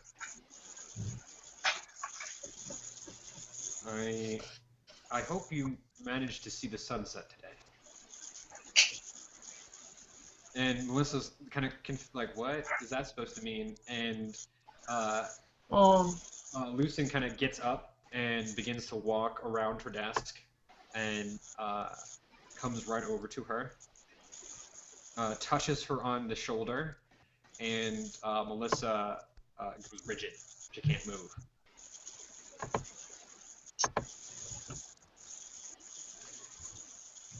This and won't hurt, but it will feel strange. And she proceeds to bite and begin to drain your blood, and of course the kiss comes over your body, and that's quite the pleasant experience. But slowly you start realizing that she is draining your blood. I can't move. Nope. So slowly over the next minute or so, she drains what you feel like is every last drop of blood from your system. And you can just feel your heart kind of beating empty and the world getting gray and everything coming through. And through that gray haze, you can see Lucien biting her finger and putting it to your mouth. And it's just like a little drop. And as that drop hits your mouth, the convulsions, that tenseness breaks, and you kind of convulse as your body begins to die. And Melissa has that experience of feeling the edge of the abyss or oblivion, and just stomping right short of it. Like everything that was her feeling like it's draining away, and then it just stops and reverses itself, and suddenly she is fine. Though she notices she's not breathing.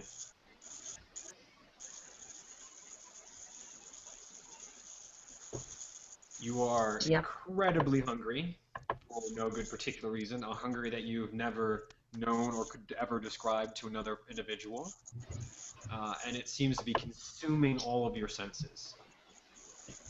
As you come out of that convulsion, it's taking everything you have not to lose control.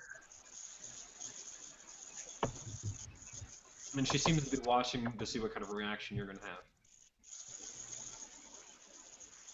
Am I free from the command already? Yep. Mm-hmm. Okay. It broke when the embrace happened. All right.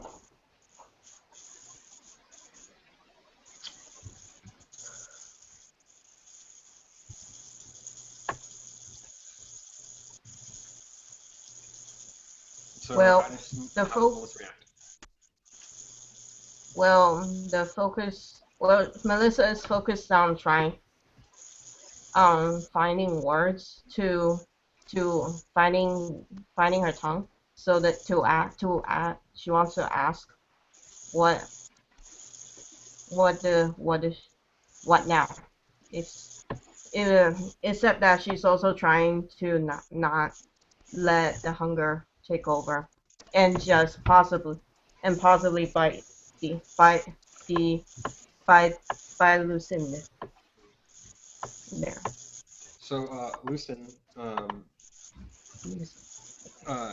kind of just watches you as you blink, trying to process what happens, and you realize even when you do that you had to think about blinking, that your eyes aren't even really doing that anymore.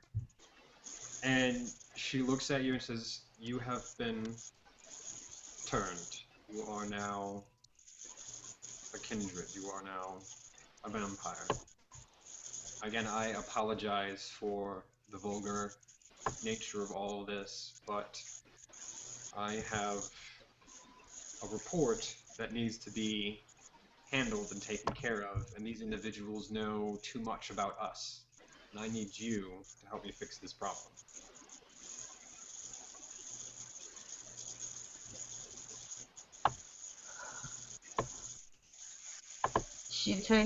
Melissa tries to take a breath. Not that she noticed that she doesn't really need to, but it's still soothing anyways. Right, the psychological desire of sighing or taking in the breath, sure.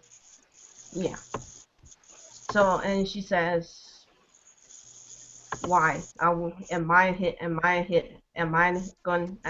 just gonna be like the mafia's hitman now? No. I don't. How am I to do that?" And she kind of looks you up and down, and she is like, well, I now understand why Servius wished to embrace you. You seem to be handling the transfer quite well. No, it's not so much like the Mafia, but I suppose it is an organization that has certain rules that you must abide by. You will learn these rules, and you will help me deal with these rules. It is uncanny. I understand now even more so why my sire wished to make you. I think you will serve us well. She's just gonna stare at him still. She's gonna stare for one more second before she nods and says, "All right, I have no choice." No, you don't. So we'll leave that scene with those two looking at each other in that office, and as she hands the report back to Melissa. Okay. So now we'll go back to Natalia. Natalia, what does Natalia look like post-embrace as a Nosferatu? Natalia, the beautiful blonde hair that used to be so lovely, she still has it, but it's very lank, and it just drops kind of away from her face. She's got very hollow, sunken eyes, and those kind of inhuman, grotesque type teeth, like needle-like teeth that they're so kind of animalistic that it deforms like her mouth and jaw. Okay. And her mask, does it look similar to as she did when she was alive, or does she look a little different? No, she actually has it very much like when she was alive, although she tends to wear things that, like hats, wear hats and things and veils that cover her face partially, because she can't, there is the deformity of the face still. Okay. Well, the mask without faces would still, when you project a mask, you could project any kind of face. It wouldn't necessarily have to be deformed. But out of game, she can only have an appearance of 2, right? Even with mask. Right, but that's an average appearance. So it depends on how you want to look at that. So she certainly isn't probably as attractive as she used to be, even from her mortal lifeline. She certainly kind of lost a little bit of her sparkle in the transfer. But Alto, did I say that correct? Yes, Alto. Alto has proven to be a very fatherly figure and has done everything he can since she's been embraced to make up for doing that. He is a very pious creature. He believes he is damned by God to do evil on the earth to protect the innocent. And so by turning you was a very sinful choice. He was prideful. He wished to preserve this brilliant creature, or this brilliant fowler as he has seen it, and has tried to do penance ever since. So I had gotten the impression that they had managed to get through that, and even though her embrace was kind of dubious as most, they actually have a reasonable relationship. Yes. Okay. Yes, so, absolutely. So at this point, she is the central hub of his spy network. She is invaluable to his information gathering and more so his information dissemination. as Alto is not particularly great about dealing with modern society. And we're now talking about the late 40s and 50s, and you're going to meet Marie again. Marie, how do you say it? Tagliano? Is that right? Even close. Taglioni. Taglioni. She is the Toreador. She's a Toreador harpy of Paris, and ever since your embrace as a Nosferatu, that put an initial damper on your relationship, but because she feels immensely guilty for leaving you behind and kind of damning you to this fate of being hideous, she tried to keep in contact with you and tried to, much like your siren way, make amends for abandoning you to him. So you have surprisingly got an introduction to a lot of prominent Toreador in Paris as someone who is reliable, and because you are willing to talk out of turn and kind of gossip because of all the courting you've done in the past, you're not very mercenary with your information. And so the Toreador tend to appreciate a certain amount of decorum that you bring and kind of pleasantry, unlike the rest of your clan. So you've managed to get in good with a lot of Toreador during your time. And because you made friends with French Toreador, that has only made you more famous amongst most of the other European Toreador.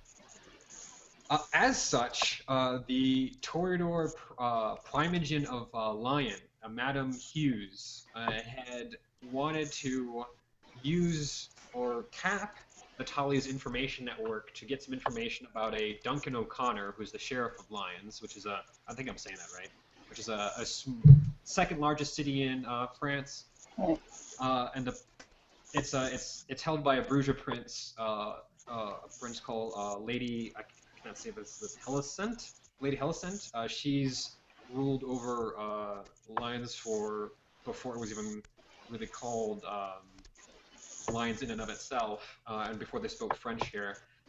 So her power base in the city is very entrenched and intractable. So this Madeline Hughes, I'm sorry, needed an outside expert to find this information on Duncan, as it's hard to get any amount of it's hard to be able to stay in Lyons because she has a control on the populace. There's a lot of older vampires too, so there's only so many people who can exist in the city. Okay. And so you're meeting Marie, and she's going to make this introduction. You already have the information on this Duncan O'Connor. She wanted some information about what he was doing with her charities or something, and you found him and tracked him, and all your people have figured out what she wanted to do. So you're just basically going to make the exchange and do this favor. And you're meeting Marie, because I'm going to stop using her last name, in Lyons, she's going to broker that exchange. So you're just meeting at like a small, nice little cafe. This is the 40s and 50s, so there's a lot more cars now.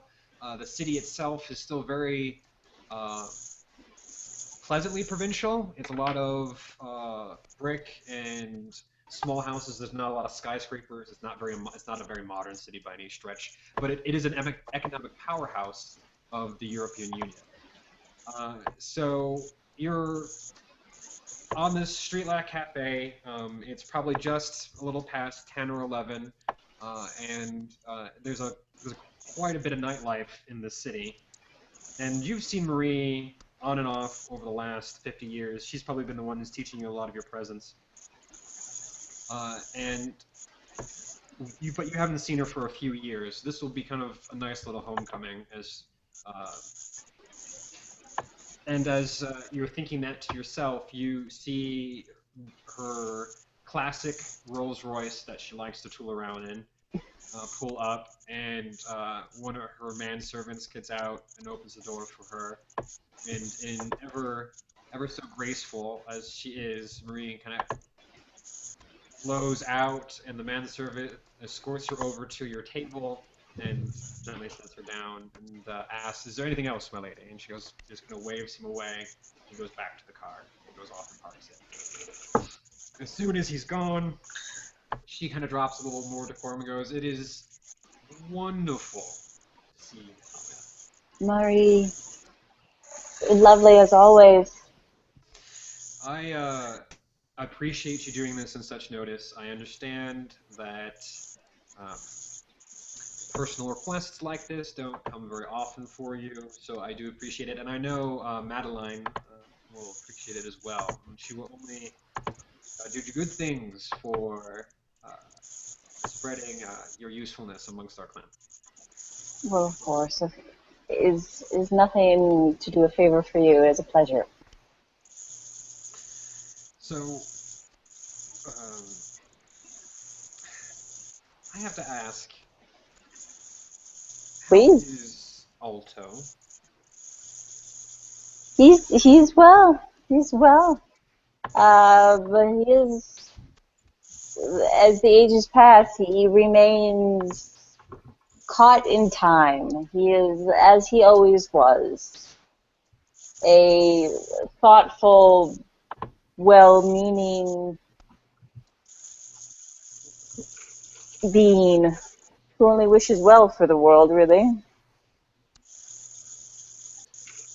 But on the other hand, can't, of course, cope with it on a cope with it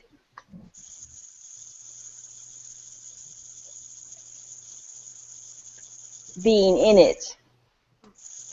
Well, I don't think I've ever met him. I'm not even sure I've ever seen him. Is it true? I guess it is, isn't it? I guess it is. And you just, I assume, have been engaging and working with him for the last few years. And I've always just been intrigued by the fact that I don't think anyone has seen him in the last 10 years. Is that true? He, as I said, for his love of the world and wanting to do good, he can't cope with it. So he's very reclusive. No one sees him. No one sees him. Well, I know that many of us in Paris would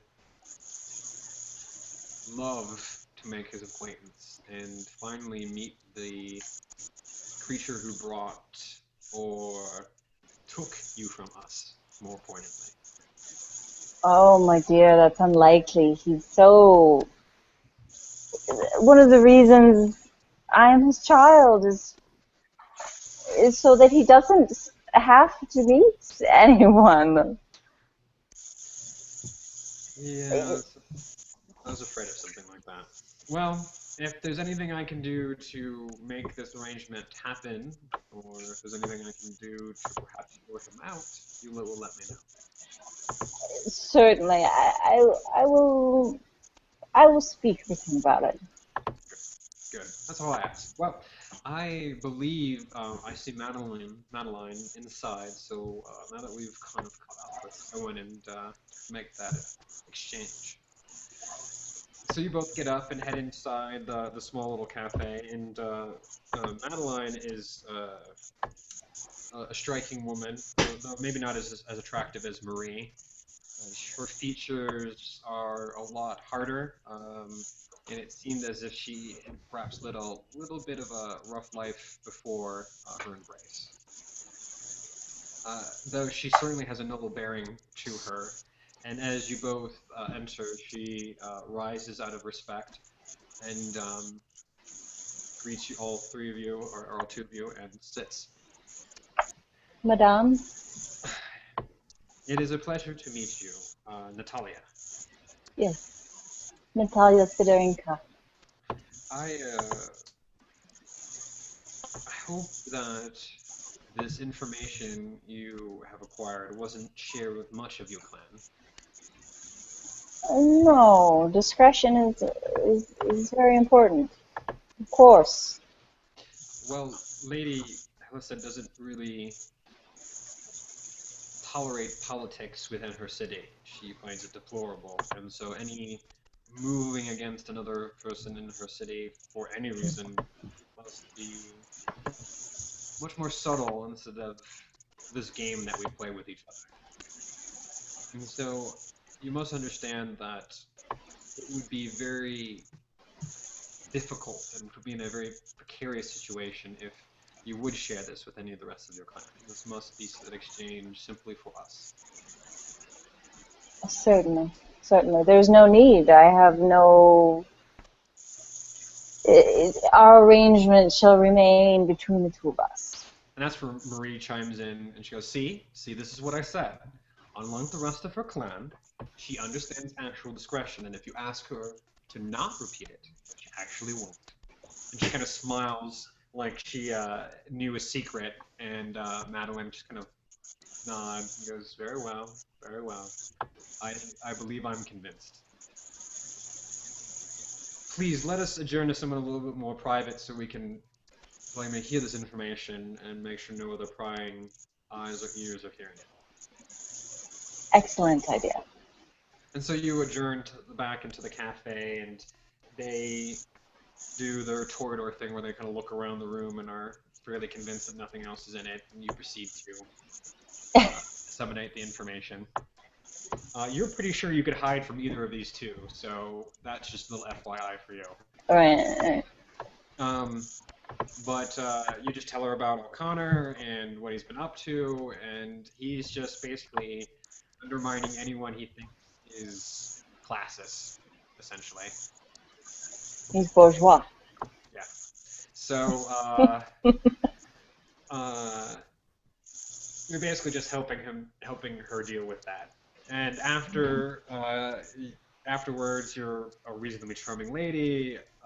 You have a pleasant conversation with them both, and as you're kind of wrapping up the tell-all, the debriefing, as it were, Madeline will kind of interject with a statement. I must say, I am astonished. I don't think until this evening I have ever thought well of any of your clan, and you have proven to me that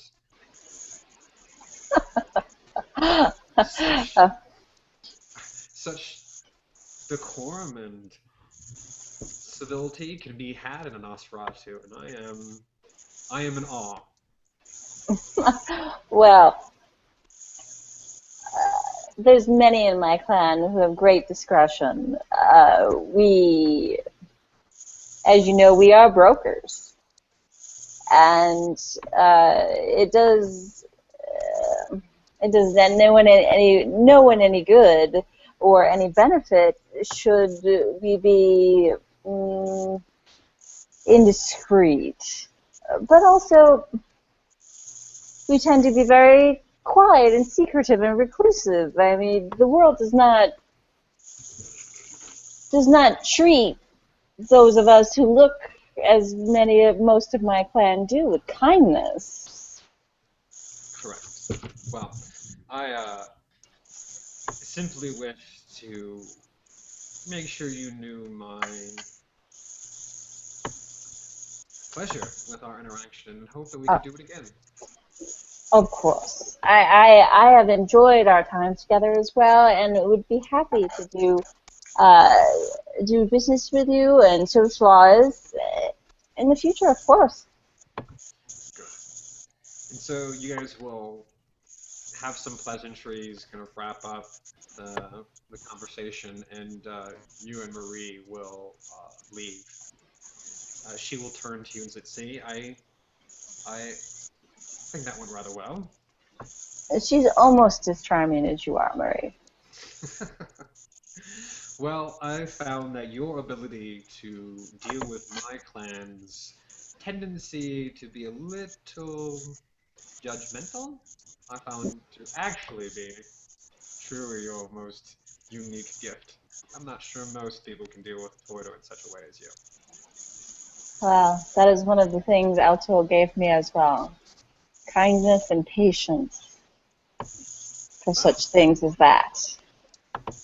Well, then I salute him and give him my wholehearted congratulations on training his child in such ways. It was so lovely to see you. Will we see each other again? Of course, of course. I think I'll be staying in the city for at least another day or so. We should see some of the sights, perhaps catch some theater. I'd love to catch some dance. I haven't been to the dance here in Paris for many years. Well, she will kind of wrap your arm into hers and she'll start talking about, well, I think I might have just the one. And she starts talking about a particular dance troupe that she wants to see. You guys kind of walk off into Lyons, kind of walking across one of those large bridges that separate the two rivers. You get that nice kind of pan-out shot. Okay. Back to Rufus, who we keep having to go back in time for. I'll catch up eventually. Yeah, you're getting there at this point. You're getting here at this point, because you have... Did Rufus do much traveling before the war? Did he ever go anywhere else? I mean, he had enough money to maybe travel. He had enough money to travel, but I don't think he had actually traveled before the war. So when he heads west after the war, really, that's really only the second time he's left his home, and the first time he's really done it alone. Okay. Now, did I understand this correctly? And was it Longmont himself that made that introduction? Was that right? Did I get that right, or am I getting that wrong? That was what I had suggested. Longmont actually historically turns up in Louisiana, which I thought was kind of interesting. A number of, I think, Confederate officers wound up there. Okay.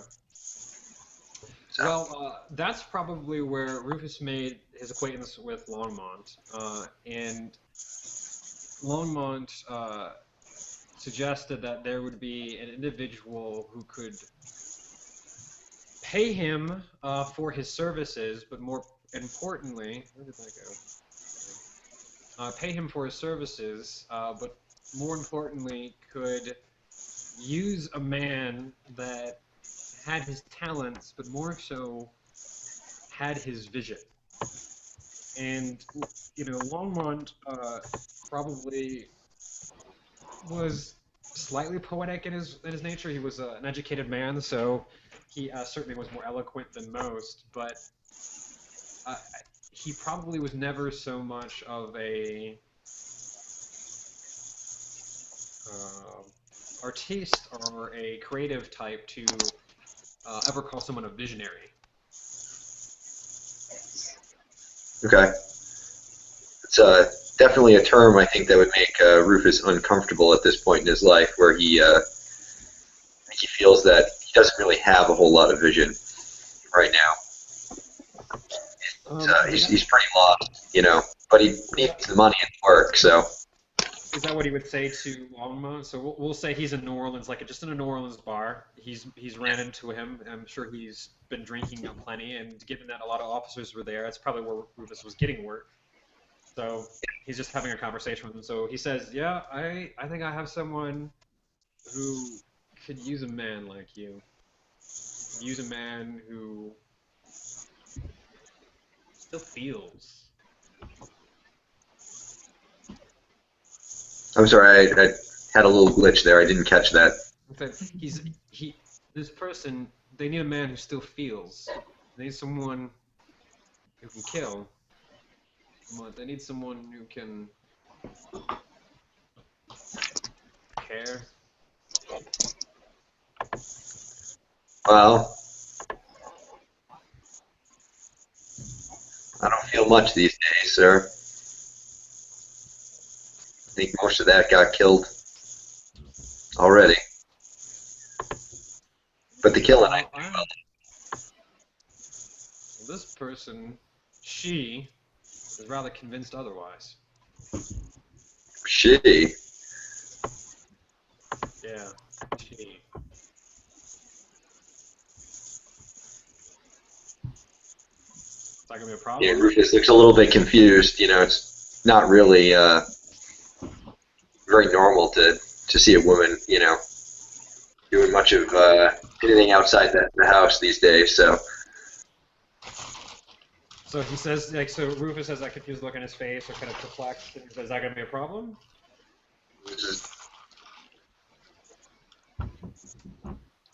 He thinks about it for a minute and he says, nah, should pay the bills. Good, good. You don't get seasick easy, do you? Don't rightly know. Well, I guess we're going to find out tomorrow. We're on a boat to Paris.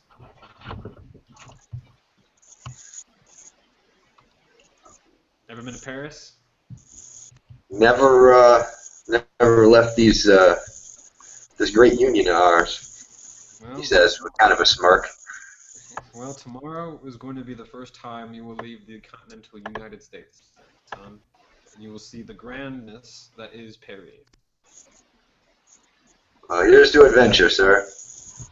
You guys do a shot of bourbon together and take another shot of bourbon together. Another shot. And that's kind of how the evening goes. And the next morning, Rufus, of course, being the professional drunk that he is, can function quite well being extremely hungover. Although seasickness is a new problem, and that's not something he's quite used to being hungover. So there's a little bit of vomiting, a little bit of seasickness, but once he gets his sea legs after the first kind of day, it's smooth sailing for the next probably better part of, I think it's a week probably to get across the Atlantic like that, maybe a couple days to get to Paris. And as you guys arrive in Paris, you don't stay long. Longmont, takes you out of the station. You guys get a carriage. You don't really waste any time, and you get a carriage heading out of the city. And he tells you at this point, or perhaps earlier on the trip, that you're actually heading to Lyons. And that Rufus is possibly familiar where that is on the map. Right now, it's becoming more and more of an economic power. It's heavily trading in silk mostly right now, and it has a advantageous place where a lot of the winemaking is made in France. So it has a lot of traffic and a lot of money coming through it at this point. So it's a very quiet, big city. It's kind of one of the first real kind of motions of that really happening, where you can have a real small, the architecture is very uniform. There isn't a lot of large buildings. I mean, we're not talking modern area where there's skyscrapers, but there just isn't a lot of renovation of the city. It's kind of kept as it is.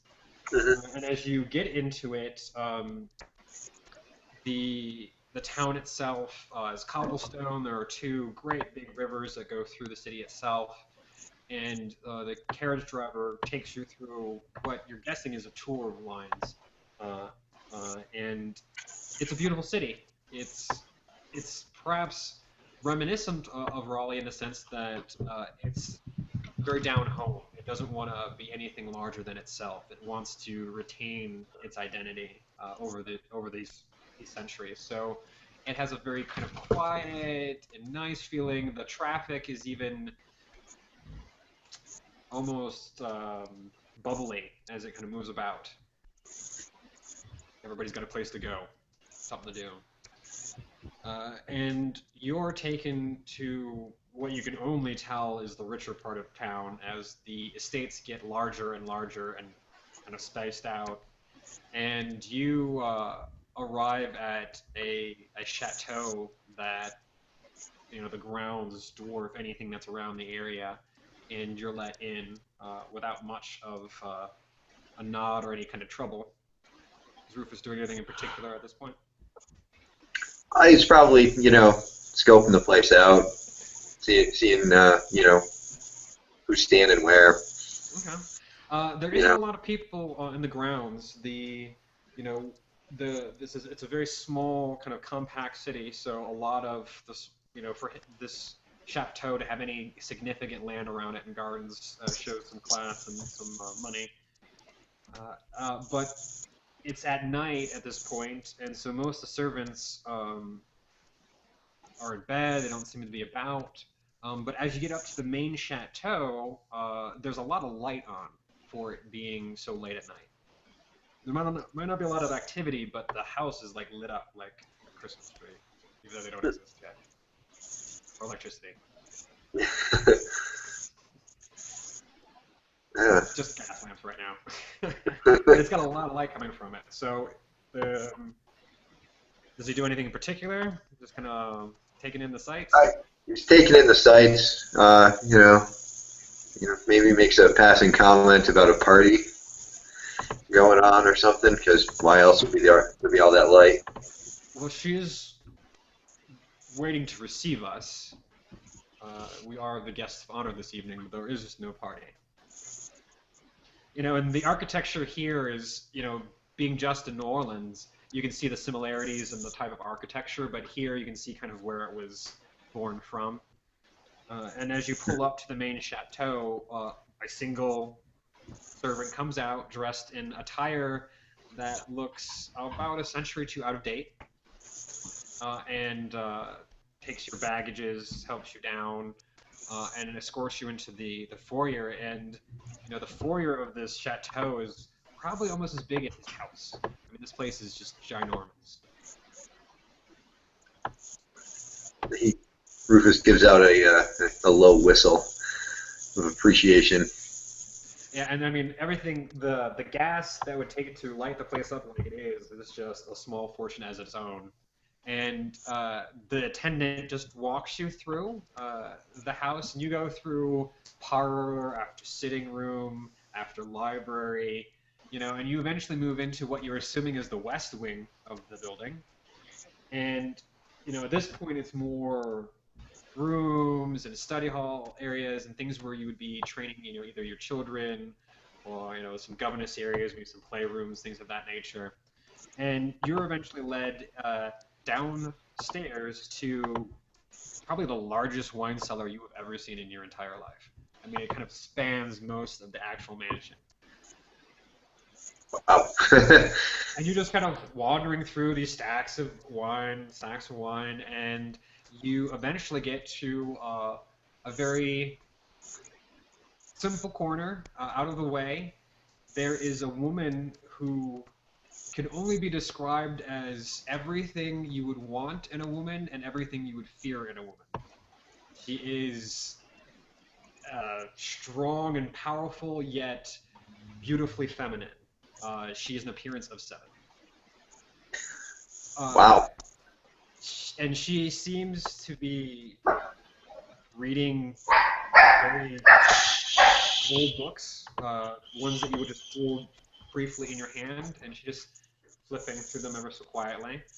And as you come in, she looks up and smiles, and this smile just disarms you. There is something about her, and it's almost indescribable how majestic she seems. It's just incomprehensible of how she seems to be born from nobility. She is nobility. And she extends her hand out for you to kiss it in a much more traditional fashion. Which, he obviously obliges in. It is offers him a lady, It is a pleasure to meet you, Mr. Sterling. I've heard many valorous things about you. Well, I'm flattered you'd say so, ma'am. I also hear that the ghosts of the past still trouble you. Is this true? They're my constant companions these days.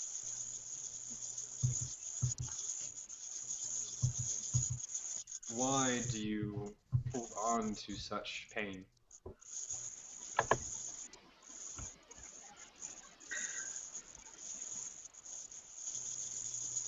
I don't quite like the alternative. Which is...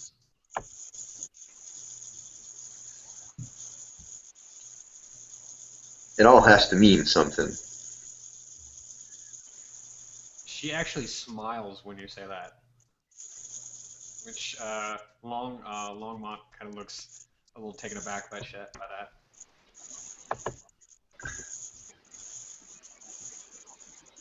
So yeah, Is he just gonna say it's all gonna mean something? it's all gotta mean something. He's a little bit kind of, I think, taken aback by her beauty, and he's perhaps a little bit more honest than he would have been with Longmont.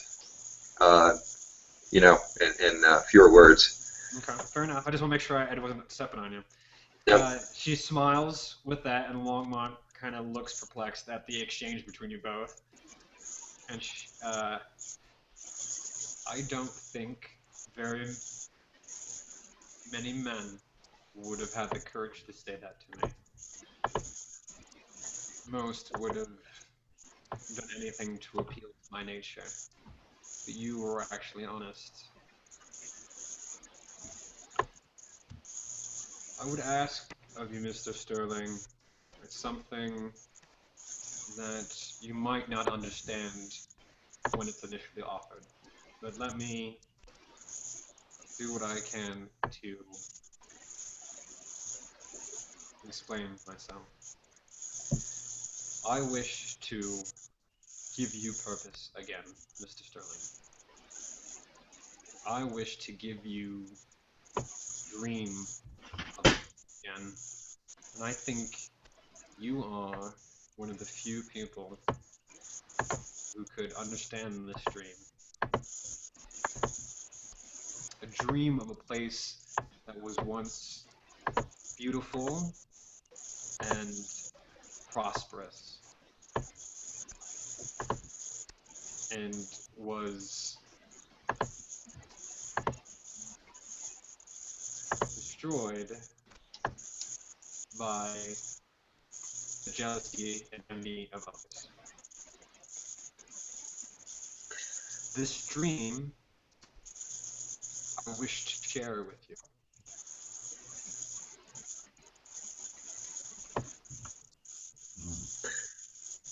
That sounds like an awful free dream there, miss.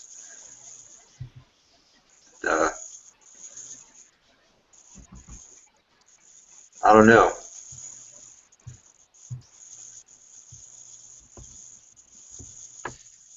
This place that we would create,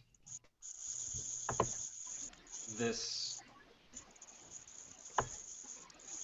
paradise, free of tyranny, free of social constraints, free of the status that has plagued our kind for so long. This place could be a utopia for all, a place where people could find peace, possibly heal, or even find happiness.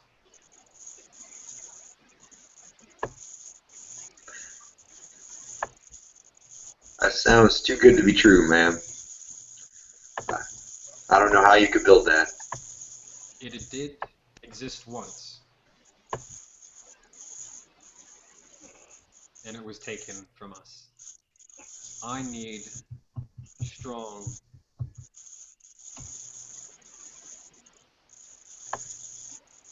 passionate people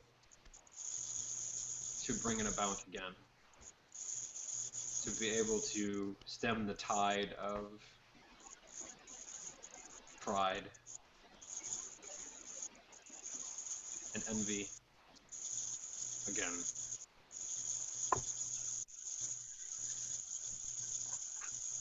Yeah, Rufus kind of stands, nodding, thinking, you know, he's eating up the message. If you indulge me for the next few weeks, stay as a guest here, and listen of the dreams of a place once called Carthage. And if I can convince you of this dream, that you will stay with me and help it become real. I think that sounds like a pretty fair deal.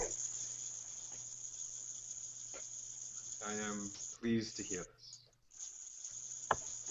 Please, and she kind of stands up, allow me to make arrangements for you. And she kind of gestures and almost kind of floats-ish, doesn't really seem to walk, she just kind of glides across the ground, back the way you came. And Longmont just kind of gestures after her. He just, shakes his head in disbelief and blinks a few times and then walks after her, I guess.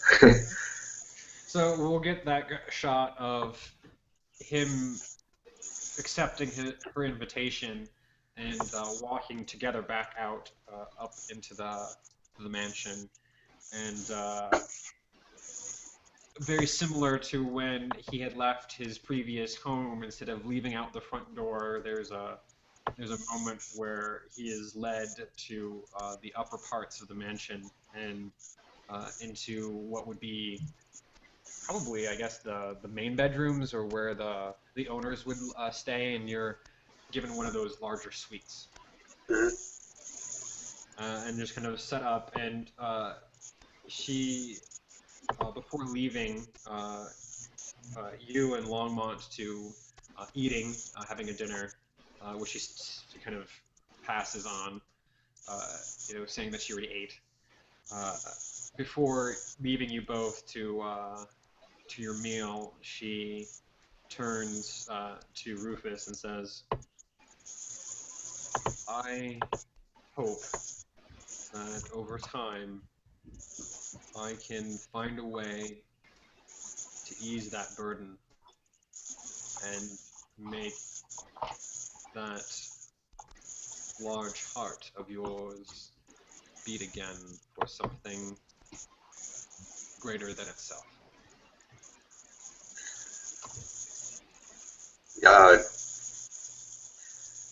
So do I, ma'am. So do I. He's clearly got a little bit of some going.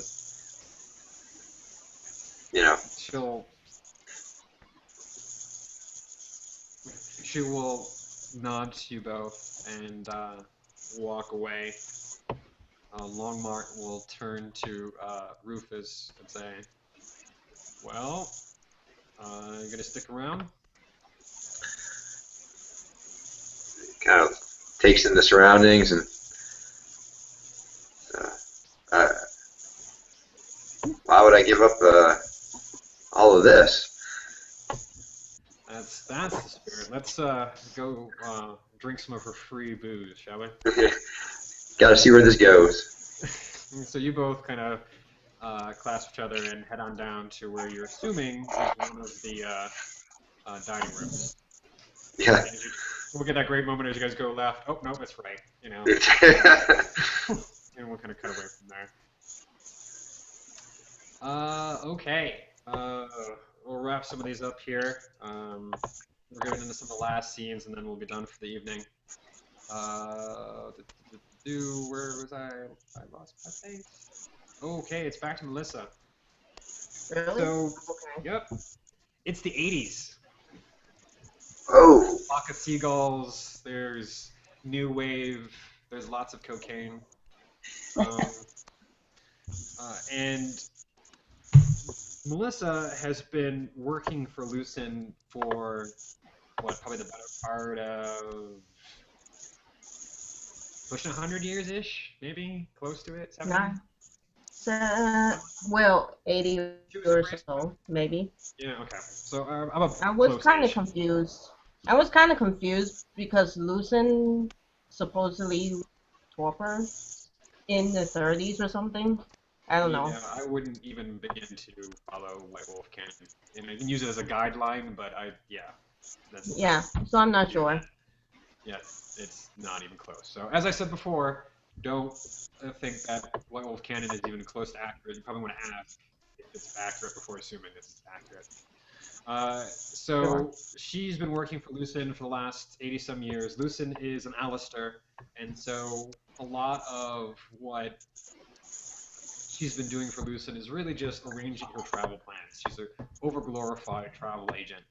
where a lot of Melissa's skills are put to test is in the last few decades as media has become more and more prominent, as it became a telegraph to a radio to television, and now something called the internet or something's maybe coming around, or I don't know. It's some sort of interconnected stuff. These universities and military guys are doing something. You're hearing about it. You're kind of getting a little, maybe something might come of it. And in this modern age, she's at kind of this crux of control, as she's been in the business for so long and knows so many people, that she's been invaluable for the Camarilla as it moves into the modern nights of dealing with masquerade breaches and issues around upholding those traditions, rogue progeny, things of that nature. Anything that needs to go quiet, Justicars, Archons, and even occasionally the Inner Circle has come to Melissa to help fix problems for them. Typically, she's dealt with a lot of blood and a lot of gore because a lot of people just leave messes behind. This particular one that she discovers along the upper England coastline, up in kind of mid-upper Maine, small, kind of backwoods city, but it seemed that every member of the city, like every member of this little town, went insane, and half of them were murdered in this large ritual suicide, or suicide murder, that happened on the outskirts of town in a mill. It is something out of a horror Stephen King story. novel. Yeah, it's a little disturbing. This is probably one of the more disturbing things she's ever had to deal with. And she's rolling the town, and we'll just call it, Sweetwater. Sweetwater, Maine, something completely innocuous. And as she pulls in, there is no one in town. All the people she needs to speak to are through town and more towards this mill, and never has she gone through a modern ghost town. That's what it feels like, just no one's here, but there are cars, there are storefronts that weren't completely closed. I mean, at just one point, everybody went crazy, and it somehow culminated in this mill. And then killed themselves. Killed themselves and killed others. Yeah, it was good times. So you head to the outskirts of town, to this abandoned mill, and that's where the FBI, the police, are all scattered around this place. And you're here to basically stem the tide of what's happening.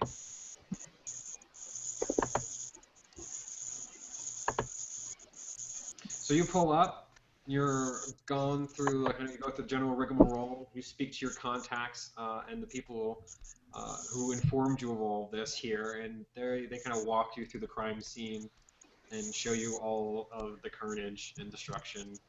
And she's seen a lot, and she's seen a fair amount of her death, but this is new, this level of death.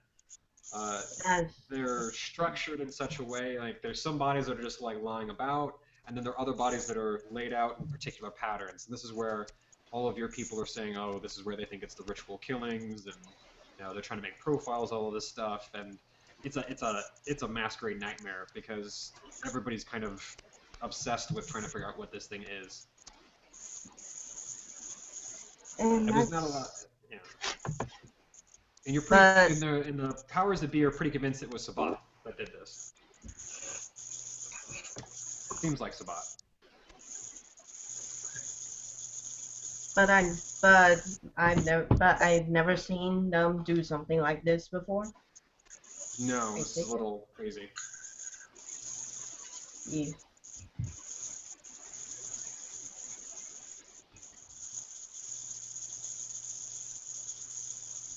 Well, the best I could do is try to scramble for maybe shellfish, heavy poisoning, and that they gone insane, and eventually just that happening. Okay. So you have the pull and the power to basically tell these people, okay, look, this is what's happening. They all killed themselves. It was a large-scale poisoning. It was some sort of contaminant in the water that had some sort of mass hysteria. Cloud gas off Mars. Please look in the light. And you go through the the rigmarole and get the people you need to on board to make sure that that's the story that's had. And you accomplish a notice for order. You're quite skilled at this. And after about 10 minutes of taking care of it, you're kind of left to your own devices while they contact who they need to and come back to you on site to tell you what's going on. So you're kind of left alone on the crime scene. Did you want to do anything in particular while you're just hanging around? Waiting That for people to wrap depends. stuff up? Oh, is it already 12 over there? Is that his place? No, I'm talking like the people who are. You just told people to go. This is the information that you want to have happen, like mass hysteria. They're going out to take care of that, so they're going to take care of those masquerade breaches, make sure that's the line everyone's saying, and then they're going to come back to you to report in, make sure you know what happened. You're waiting for that to happen. Well, I'm going to write my own report to describe what patterns the bodies are. Maybe if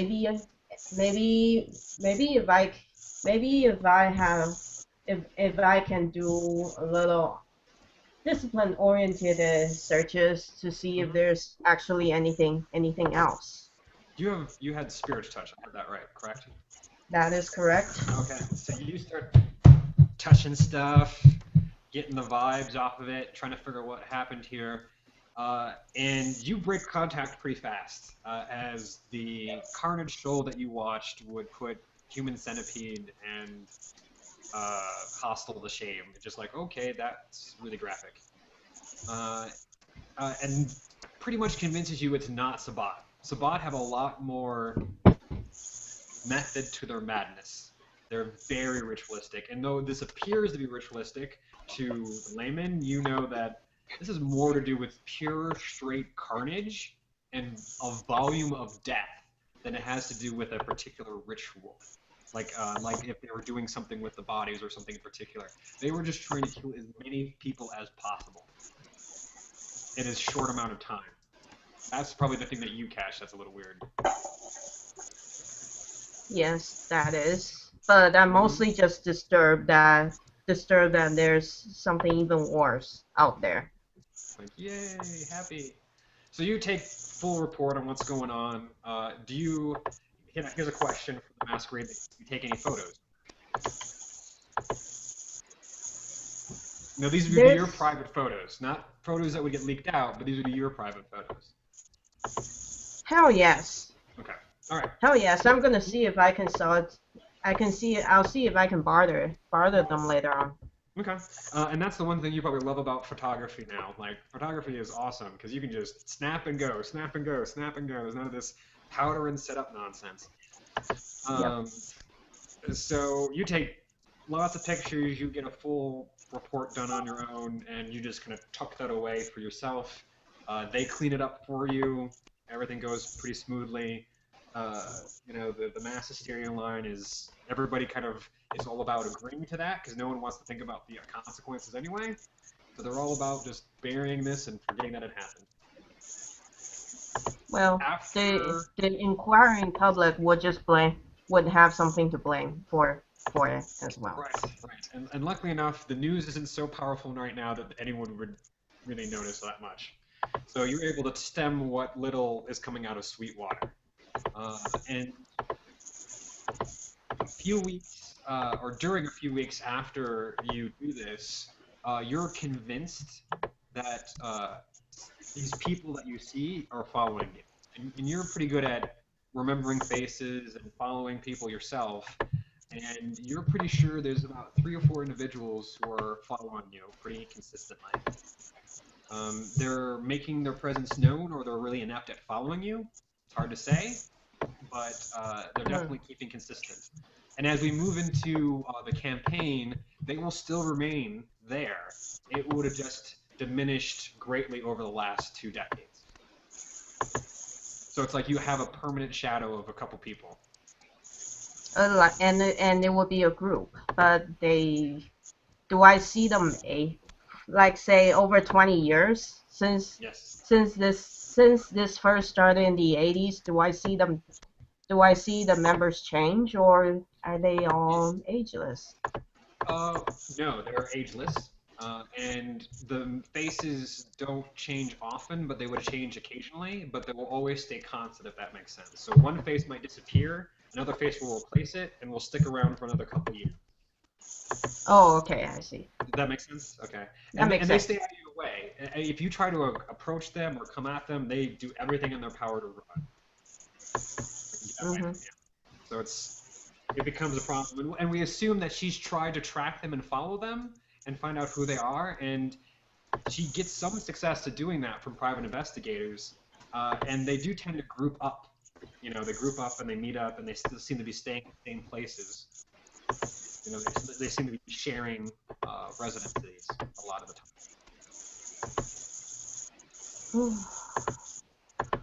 And when you send Archons or Lexingtons or Lictors to go and investigate after they're around, most of the time when you seem to be tipping off or tipping your hand to go after them, they seem to know and get out of dodge. So it makes you a little disturbed that maybe someone close to you is also involved with it, but it's hard to say who. That would be why she would always try to keep up with new tech, even more so. All right. So we'll leave it at that, as she's dealt with one of the more craziest masquerade breaches. In the same timeline, wow, it's funny. Rufus is still stuck in like the Victorian era by the time we go back to this. Hilarious. In the 80s, here we'll move over to Natalia, and she's in Manhattan. Now, Manhattan in the 80s is controlled by the Sabbat. There is a very small Camarilla presence, Prince Marcella, I want to say is her name. She's a Venture prince, and she held the city back when it was still not completely dominated by a Sabbat, and so she's never really let go, essentially. She was ousted, but never really accepted that she was ousted. So it is majorly controlled by the Sabbat. So it's Manhattan during the 80s is a pretty grimy, dirty place, lots of porn and rampant violence. And she's meeting with two Nosferatu that got contacted Alto through the grapevine. One is named Calbros. He's a Camarilla. He's the eldest Nosferatu in the city. And the other one is Wrecker. He's a Sabbat Templar. And they're concerned because they think there's a Nutuku in New.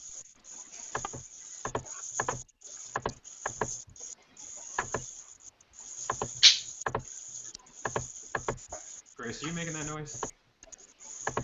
Not me. I'm thinking it's you. Whatever you were doing, clicking on the keys, we can hear that. Carla, you were sent to Manhattan. Do you remember what Nictukus are? Vaguely. They're the things that hunt down and kill other Nosferatu. Oh, lovely. Okay. They're kind of obsessed with it. Okay. It's a clan secret that they have anyone who is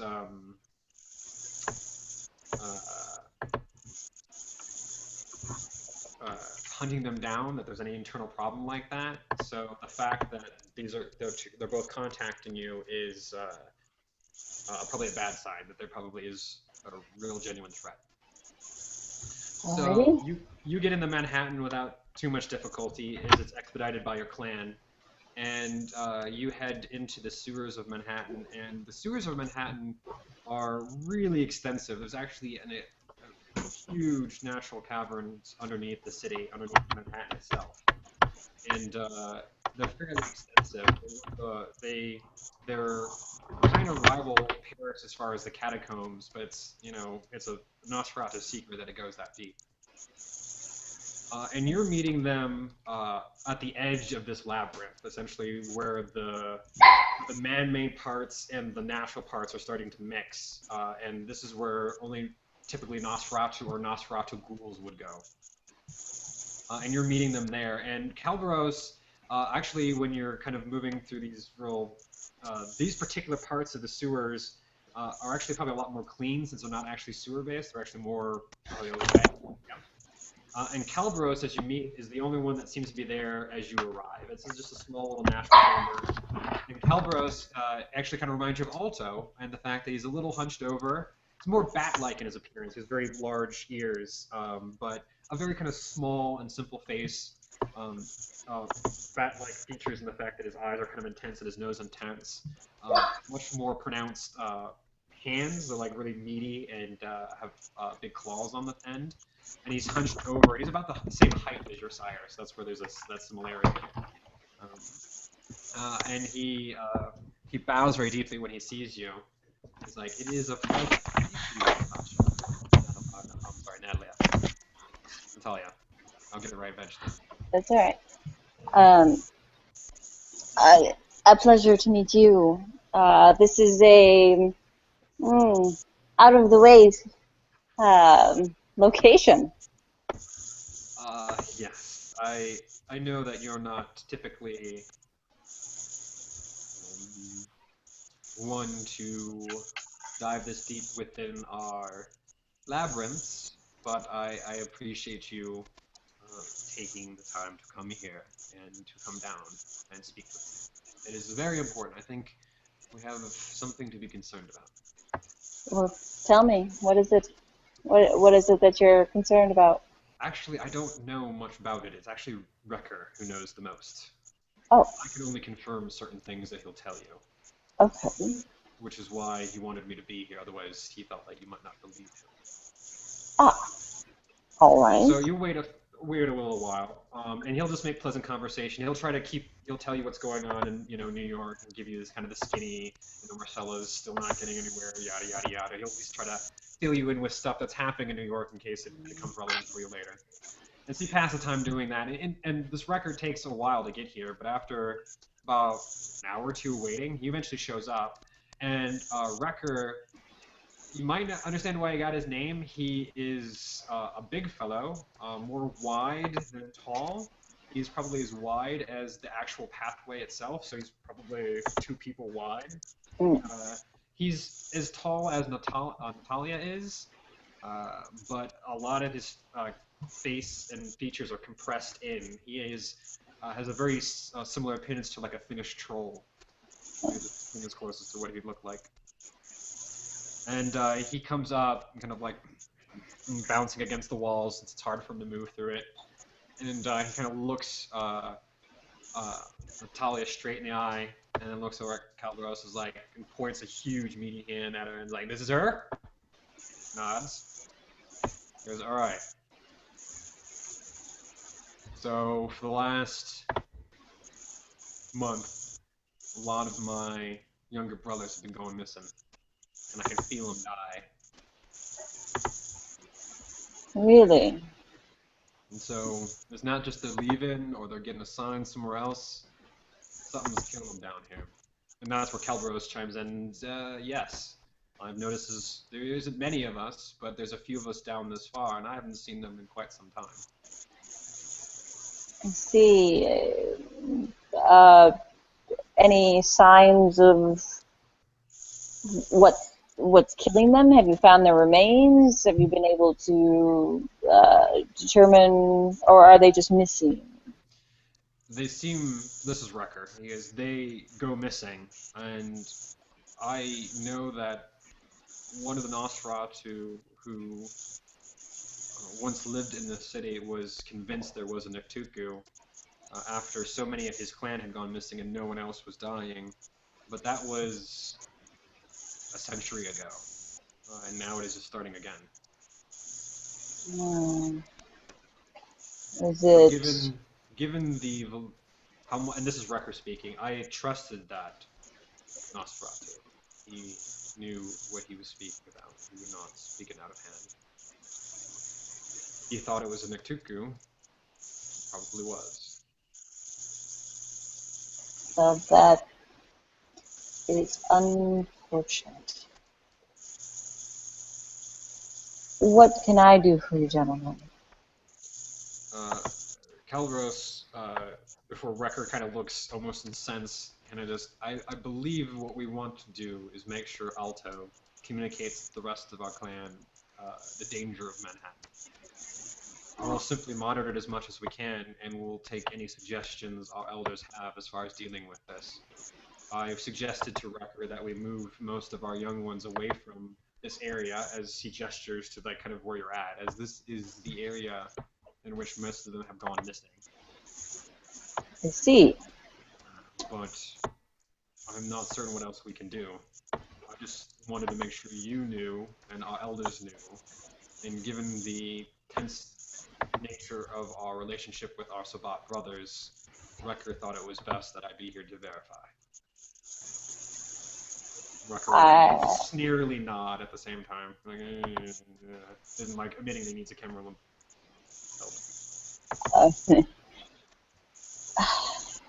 I believe removing yourselves from the danger for the present time is the wisest path. I will, of course, pass on the information you've given me. Is there any other details that you might perhaps be able to share that I can pass along? No, we're only certain that it's our clan that has been going missing.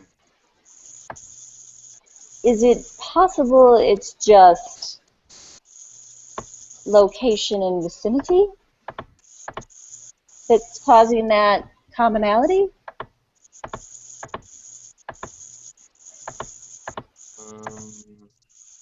I'm not sure I understand what you mean. I mean, perhaps the only reason that the Nosferatu are going missing is because the culprit that's taking them is in their natural place of residence, where most other kindred don't come to these areas and perhaps wouldn't be exposed to the danger. Well, both of them would look at each other and say, Calbros would say, it is possible that something else is living down here. Haven't been able to deduce, but given that we have exclusive access to this area, it would be hard for something to exist down here without us knowing. At least within this particular area, and that is the problem, is that nothing seems to be existing in this particular area. I mean, it goes lower, but that would probably be folly.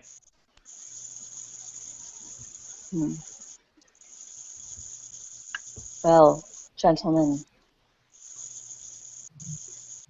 take care, and I will do everything that I can to make sure that your warning is heeded. Calvados will nod. Thank you. That's, I believe, all I think either of us could ask or even do at this point. And certainly, gentlemen, if there's anything else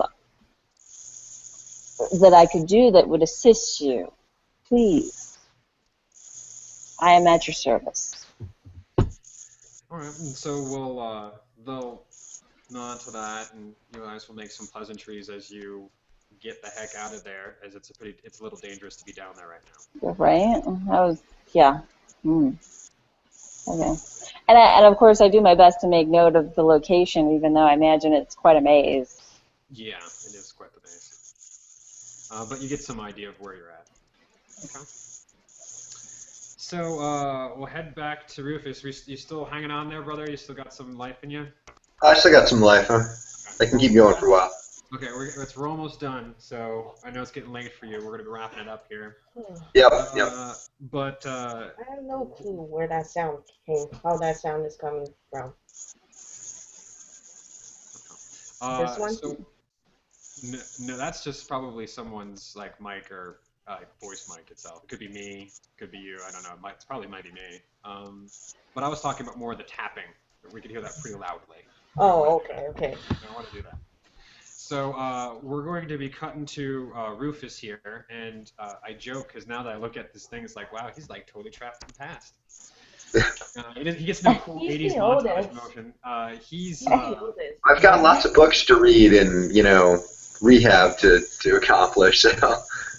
So where we're beginning is this, he has been under the tutelage of Lady Lucinde for some time now. It's probably it's just the turn of the century, so we're talking like, 1820s, 1830s. And you're on top of a train that's going through the Appalachian Mountains through Tennessee. And you're on top of this train simply because moving through the 1820s or 1920s? I think in 1920s. Okay. Yeah. So you're moving on top of the car, and it's safer to move through the car as you're having to move at celerity to catch up to Don Suro and his new childer as well, Theo Bell. Oh. And you are basically tracking behind them as you guys are bounding from train to train. And this train is particularly long. It is one of the few trains that goes through the Appalachian Mountains, and it carries all sorts of cargo and all sorts of people. So it's a particularly long train, and we're talking about the ETVG line, which is like the East Tennessee, Virginia, Georgia line. And it's the only one that went through there. And we'll get this great cinematic shot of Rufus jumping from one car to the next in the moonlight, following behind Don Suro. Theo's a little younger than you. You're technically would be kind of like an older brother or like an uncle if you had to do this weird like undead hierarchy thing. Yeah. But since you're kind of like the same age, you're probably a little bit more like brothers than any kind of authoritarian, even though you're probably more status than him, like within the family. Yep. But you're both tracing after Don Suro, who is making some good time as well. And you're trying desperately to get to the front of the car before it heads into this really long tunnel. As soon as you head into this long tunnel, the lighting in the cars is supposed to get really, really bad. And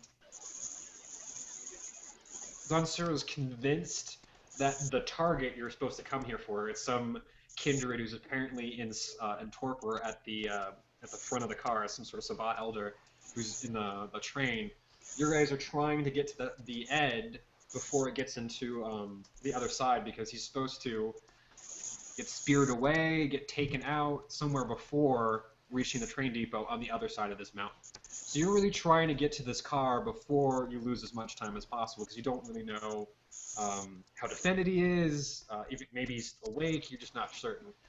And Don Suro has always been passionate about killing Sabbat, but this one seems somehow more personal. He's always been a fervent defender of the Camarilla, but this one pissed in his Wheaties somehow or something. It's just hard to figure out why. You've never seen him so determined to get to somebody.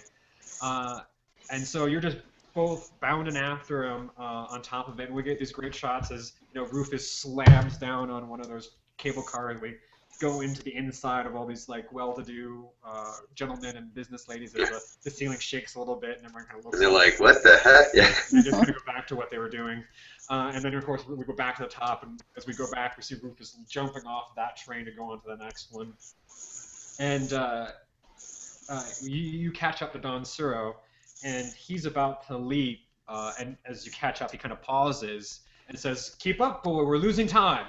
And he kind of jumps again as he does that, and you can see like in the distance the mountain as it's kind of approaching.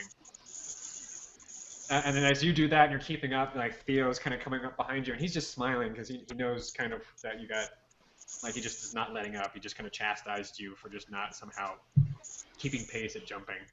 Yeah. Like yeah, you got to school for no good reason. Yeah. Yeah. I shake my head, share the chuckle. So you guys, Yep. You guys keep going, and eventually you reach what would be like a private dining car, and you're pretty convinced that the kindred in question is down below, and you guys have just kind of landed on top of it. And you guys are kind of shifting back and forth as the countryside goes whizzing by, and he goes, "All right, we'll just go in there, fast as possible. Our only objective is this creature. Get him, kill him, and get out. I do not know what else is in there. I don't want us to get wrapped up or get distracted by something else. And Theo's just kind of his normally sardonic self just kind of like doesn't really say much. It's like, alright. He just kind of nods and goes, okay. Yeah, there's not really much to be said to that. I just nod. I know what I'm supposed to do. Okay. So he, there's one of the trap door that would lead into the train. It's locked, and he just pops it open without a second thought, and just hops straight down without looking. And I'll follow him right in. Okay. So you guys hop down and in, and it's a barren car. There is a man, probably about 5'5". Looks like he has seen a lot of battles. The strange thing about him is his manner of dress. He has a tunic on with a very large red cross, and although the material looks anachronistic, it certainly looks new, like he had this stuff commissioned and made for him. Oh boy. Sitting on what appears to be like a stool, he has a broadsword sitting in his lap that looks incredibly well used and weathered, but well taken care of. And as you drop in, he's just sitting on a stool kind of near where that area would be, or kind of in approximately where the middle of the crane would be, so you could see where someone would come in on him. But all three of you just drop down in front of him, and you're just kind of staring and looking at you. Don Ciro is kind of like just taken aback by the fact that there's nothing else in this place except for him. Yep. I kind of looked to Don Ciro for confirmation that this is the guy. And he's looking at him like a little confused. And in that moment, the man kind of gets up and promptly dread gazes Don Ciro. He goes, and Don Ciro jumps back out the way he came. Oh boy. And this man levels the broadsword at you, and in French says, "Child of Helcent." Helcent? I think I got that right. Child of Helcent, I have come for you.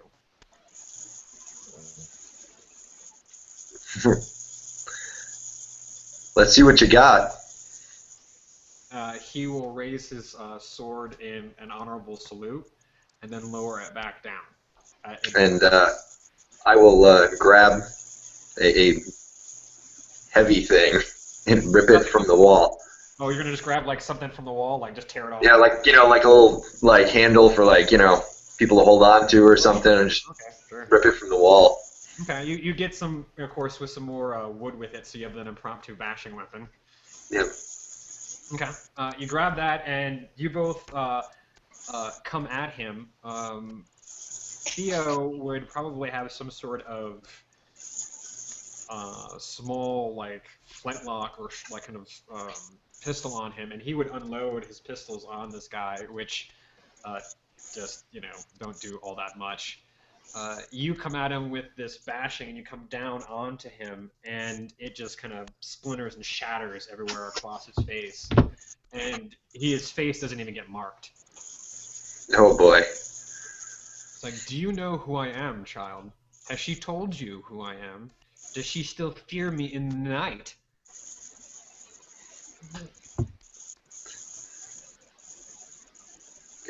This is all in French. So Theo, as he's trying to come at him, and you're just trying to pound on him, he's just saying this as you're just hitting him. You're just hitting on him, come on, asshole. Yeah, I'm getting a little concerned because people shouldn't be able to talk to me while I hit them in the face. So. Not usually, no. And yeah. so, and go ahead. So, who are you? I guess. 'Cause, I'm completely in the dark, but he kind of called me out and he pointed a sword at me. I feel like if I stop hitting him, it's game over. Yeah, you'll just seem weak if you just stop hitting him to have a conversation. So, Well, I mean, he's not stopping to have a conversation. no. And you say that, and Theo grabs him up from underneath like in a wrestling move and rams him against one of the sides of the train and just makes a dent the size of that dude in the wall. And some of the wall of the train just goes out, so it's exposed to the night air. As he basically slams this dude and destroys some of the train, just trying to like hurt him. At that point, he tries to just spin him around again, and he's still got a good hold of this guy, and just slams him against like the opposing wall. And another similar effect where it's just this time it's mostly just wood instead of having any metal frame, and he just kind of buckles underneath it, and this guy goes kind of shooting out of the cable car itself. Theobald is still kind of in it because he kind of knocks him into it. This guy goes shooting out of it. Okay, I grabbed Theo, obviously. Like what? I grabbed Theo to try and keep him from going out. Okay. And you're like, You know, kind of, like look out the hole to see if the guy is what happened to him. okay. You kind of look out, and he has wedged himself between the two cars, and it's like he's getting constantly hit by a wheel, but he's not falling down, and he's just crawling back up. Holy frickin'. Still say my name in the night, child. Does she still fear me? And he kind of like still says that as he's like crawling up. He's like, why don't you tell me her name and I'll ask? And as he comes up and kind of looks you both, and because you're both speaking in French this whole time, it feels like, what is he fucking saying? And he kind of goes to the car and uncouples it so that the train loses the engine car, and he just grabs a hold of it. And he doesn't seem as strong as Don Suro, and you're kind of on the edge of being kind of that strong. But it seems like he just does it out of sheer tenacity. Like he's strong enough, but it's almost like he's doing it in a way that should be crushing his hand, but since he's doing it that way, it's coming out faster. So it's just like he's disregarding any safety to pull it apart. And as it mauls his hand, it just kind of snaps back into place, and this train slows down as the engine goes past. And some confused engine guys come out of it like, what's happening? Great. The train starts rolling to a stop, and he's just kind of staring and looking at you both. She has forgotten. She has not said my name. He looks like he's like trying to control himself. Theo will attempt to dread gaze him back, which will not work. It bounces pretty mightily against him. He's like, and he just kind of like stabs Theobald and throws him off the train with the sword, like yeah, and tosses the sword with him. And Theo's like kind of getting tossed off to the side. What would Rufus like to do at that point?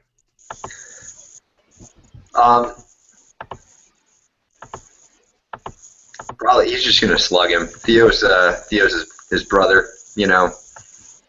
Okay, so you like come up and you just start pounding on him and trying to hit him, and it's like hitting a brick wall. It's just like crack, crack, crack. Nothing moves, and he just, the hate that is just building up in his eyes as you do this. He's just like a creepy stalker staring at you, and just you can just see the anger building up and building up. It's like he's powering up, for lack of a better term. Rufus at this point would probably frenzy because he's probably so pissed off about what's happening. So he's just like pounding on him like a madman, and he's probably, I think demanding like an answer to his question. You know, like, who are you? Who are you? Who are you? And it's around that time that Theobald's like coming back, takes the sword out of his gut, starts trying to like slam on him from the back end. So you are punching on him. Theobald's slamming on his back with the sword, and about the third hit, the sword shatters. Just shatters straight up. And at that point, Theo is kind of a little concerned. He kind of backs away slowly. It's around that time, as you're just pounding on him and saying, "Who are you? Who are you?" and this hate and anger is building in his eyes. There is a blur of motion, and it picks you up, which is kind of a feat since you're frenzying, and starts bolting and celerity in a different direction. You are proceeding to now attack whatever is holding on to you, since it's now your new target. Yep. You start beating the shit out of him, and after about a few seconds, you realize you're hitting Donsuro. And I stop, obviously. Put me down! Alright, and he tosses you and comes to it like, that speedster stop with too much celerity where he kind of slides and digs into the ground slightly. I brush myself off. You guys are in like this peaceful, I guess like small little valley area, like in between two mountains or on the side of a mountain. Yeah. Did he pick up Theo as well, or did Theo just chase Theo's after not him? here. Like Theo's not here at the moment. Oh man. What happened to Theo? Who was that? They call him the Crusader. I don't know if he even has a name anymore. I've only heard of him. I did not think that was who that was in there. Just so you know. If I thought that's who we were going to fight, I would have brought more people. The Crusader? Yeah.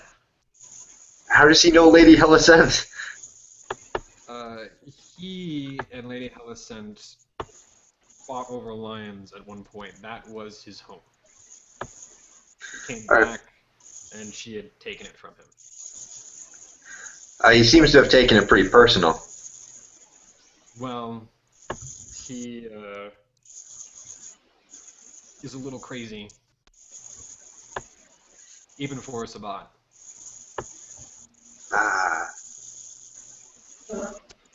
Well, then we really... Theobel shows up in like that fast fashion. I don't think he's got celerity, so we ought to go. Yeah. We need more firepower. Adonsar is like, yes, we do. Though you did well, he clasped you, and he's like, you did rather well, but you should go. Yeah. And so I think I could have hit him with the train and he would have stood back up. You might have, yes. And we'll get that great shot of you guys speeding off into the night with celerity all around the mountain. Get those three little zigzags around the camera kind of pulls out.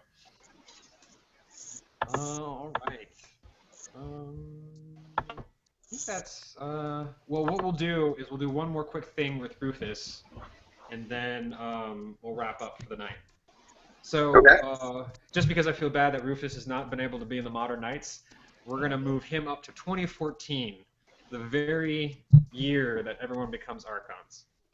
And he is coming home to Lions after helping Donsuro kill more Sabat, probably, somewhere. And, Rufus has never really adjusted to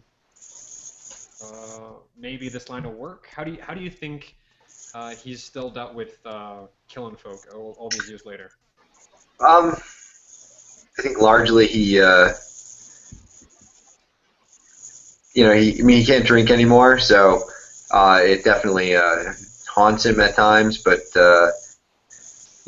killing Sabat ain't really killing folk. Well, So, the things that Lady Helicent taught you, the act of killing is hard no matter who you do it, unless you are a callous warrior. The trick of it is been that through the rehabilitation that Lady Helicent brought about with Rufus through these dreams of Carthage, through this purpose. I imagine he finds some solace within that. But in some ways, killing Sabat, like I was going to say, at this point, killing again might have meaning, as he's now, instead of where he once was probably like a humanity of 5, right? yeah. Back up to a humanity of 7. And this redemption has brought him some degree of peace. I mean, he doesn't get peace when he sleeps. That's probably, it's gotten worse over the years. Mhm. But how do you think, given that, you think he would deal with killing Sabat? Well, I mean, I think he tries to go out of the way to make sure that he's if he has to kill a target, that it's going to leave the world a better place, Okay. and he's probably going to resist orders to do the opposite, Right. So he would be resistant to just like killing for the sake of what he would think was killing or unnecessary death. Is that Yes. what I'm understanding? Okay. Fair enough. And so he's coming back after dealing with some Saban, and it's never easy on his soul, but he understands that the pain that he's feeling, this guilt around killing the Sabat, is really only tempered out by the fact that he knows that the Sabat would likely have done pretty horrible things and were bad people, and that when he feels bad about killing them, that's what separates him from them. That he does something out of necessity and out of this sense of kindness, where they are doing it out of a sense of superiority and bloodlust. And so you're meeting with Josiah, Prince of Lions, Steward of Carthage, at her home, and that same elegant posh mansion. You've known over the years that she's a touch on the paranoid side, and so she doesn't like sleeping in beds. And so she sleeps in very strange, odd locations, which is one of the places she likes to sleep is at a very, very extravagant wine cellar. And so you head back to this big old mansion, and much in a similar fashion when we had seen it before, you head downstairs without much of a thought. The sparsely populated staff leaves you to your devices, and you navigate that labyrinth wine cellar with a degree of skill and ease now. And you reach the lady, as she always is, sitting and reading. And as you approach, she closes her book and sets it down and smiles very softly and quietly, but it's there. And Rufus, it is a pleasure to see you. How did it go? And she gestures for you to sit.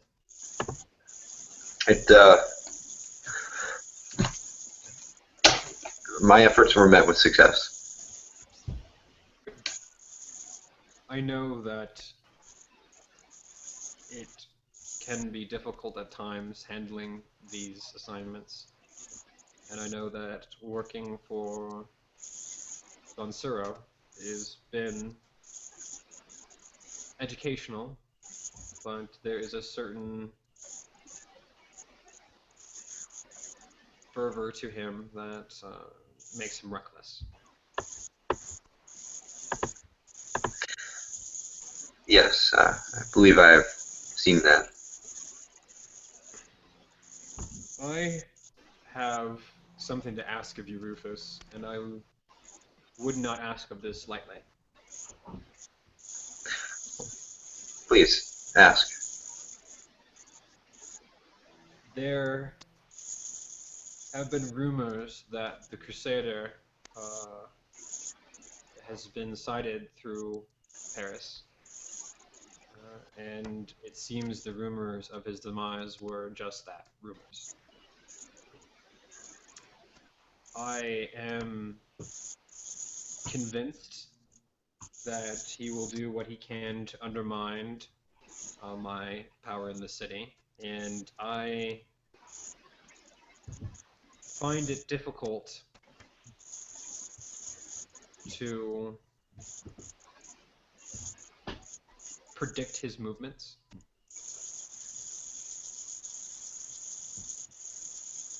I have made a deal with someone who is skilled in hunting kindred of his kind and has agreed to either assist in or perform the assassination of the Crusader for us. But to do this, I had to give something of value.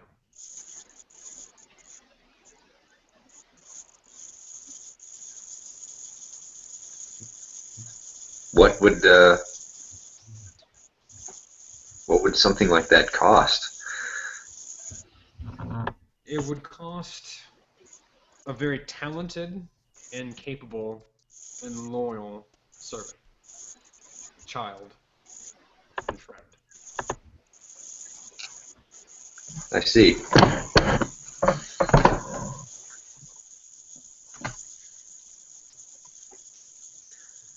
And to whom have I been sold then? Not sold. The Venture Justicar Lucinde is in a bit of a quandary, and she needs new Archons. She needs Archons who are capable of handling problems that are of a unusual kind, or unusual in nature even for us. It seems that her recent political embarrassment has only led to her assignments being of a more dire nature, more riskier nature. They plan on making her handle all of the issues the rest of the Justicar Council does not wish to handle. These are her words, not mine. So,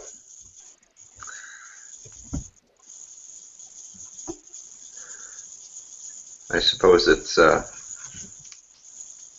it'll be dangerous work then.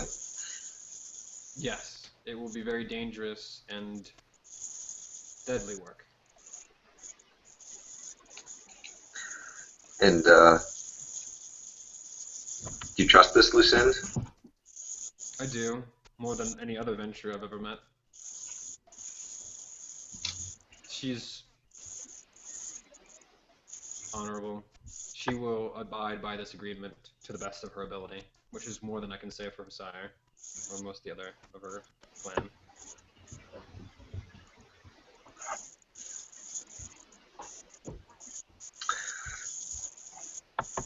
I remember my meeting with this Crusader.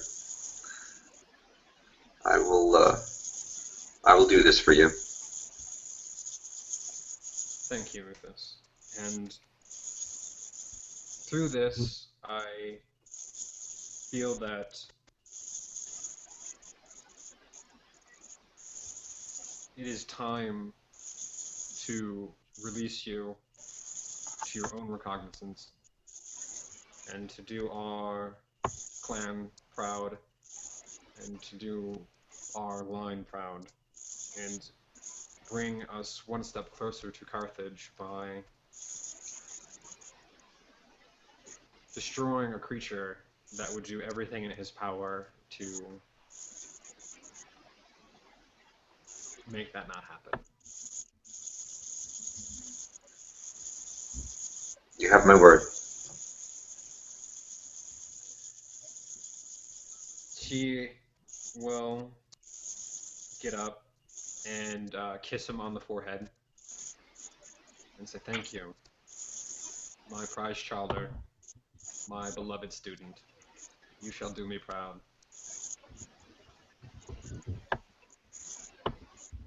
And we'll leave that in there unless you wanted to say something. No, I'm good. I think Rufus has a little bit of contemplation to do. Yeah. So, I think we've gone pretty long at this point. is there anything in particular that Grace or Carla that you'd like to do as Melissa or Natalia that I haven't covered, or even yourself, Seth? No, I think I'm good. I'm good to wrap it up.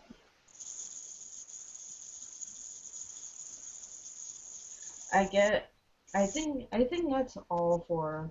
That's all. I think that's all. It's what's left is just what I gotta turn into you for influence. Mm-hmm. So what we'll do here is I think that was we'll end it there. We'll end it with Seth Rufus's sire informing him he just got volunteered to become an Archon. And we'll leave it at that for right now. I think it was a good first session. I'm not sure about my other recording stuff, but I think this recorded pretty well. Hopefully everybody had at least a little fun getting into the characters and trying to figure out what was going on. The medium, I think, worked out reasonably well. We got maybe some sound issues to work out, but that's just me being a perfectionist more than anything. Does anyone have any particular questions before we try to figure out what our next discussion is? No. Nothing here. Okay. Is there any way to fix that sound? It's really distracting. Yeah. I guess we'll just try to figure out who it is more than anything. I think it's your mic. Is it my mic? I think so. That's too bad. Let me try muting it here. Probably not, since I just muted it and it was still going. Right. I don't know that I hear the sound you guys are talking about, so. It's like a constant little shh. You don't hear that at all, Seth? It sounds also more like a tambourine. Right. Just yeah. shaking it. I don't know. I might just be old and deaf, but. You don't hear it at all? No, well, I mean, I have these little earbuds in. I always hear a constant, noise like that, so. Oh, all right, fair enough. Yeah, I would agree that I'd like to get rid of it, but we could try muting everybody's mic and try to figure out who it is. Could you mute your mic real quick, Grace, and see if it goes away? No? Okay. How about you, Seth? Let me give it a try here. Oh, there we go. Oh, so nice. Unfortunately, you've lost and drawn the short straw on that one, Seth. Well, that's okay. That explains why you couldn't hear it, though. I will find a better mic setup next time. I just have a little tablet sitting up on a stand in front of me, so. All right, well, cool. Okay. We'll just figure that out, but that's why we wanted to do it. So I think I'll let everybody go here because it's pretty late for Seth on the East Coast, but I really appreciate everybody's patience with the Prelude game. I know it was could be a little tedious hopping from scene to scene, but I just wanted to get some memories for everybody. If there's no other particular questions or concerns, we'll shoot for the 14th as our next session. Does that work for everybody? I think so, yeah. Okay. All right, same bat time, same bat channel. I'll just send out an invite. And we'll need to make sure our characters are finalized and whatnot. I think most of us are at this point. Like I said, Grace just needs to get her influence done. And we're likely to have maybe one or two more players, which will be interesting since we didn't have the prelude for them. But it looks like we might have one or two more. And that will make it all more interesting. I think we're good otherwise. So I'll see you guys in 2 weeks if I don't talk to you sooner about character stuff. Okay. Nice to meet you guys. Nice meeting you. Nice meeting you guys too. We'll see you in 2 weeks. It was fun. See you in 2 weeks. Bye. Bye.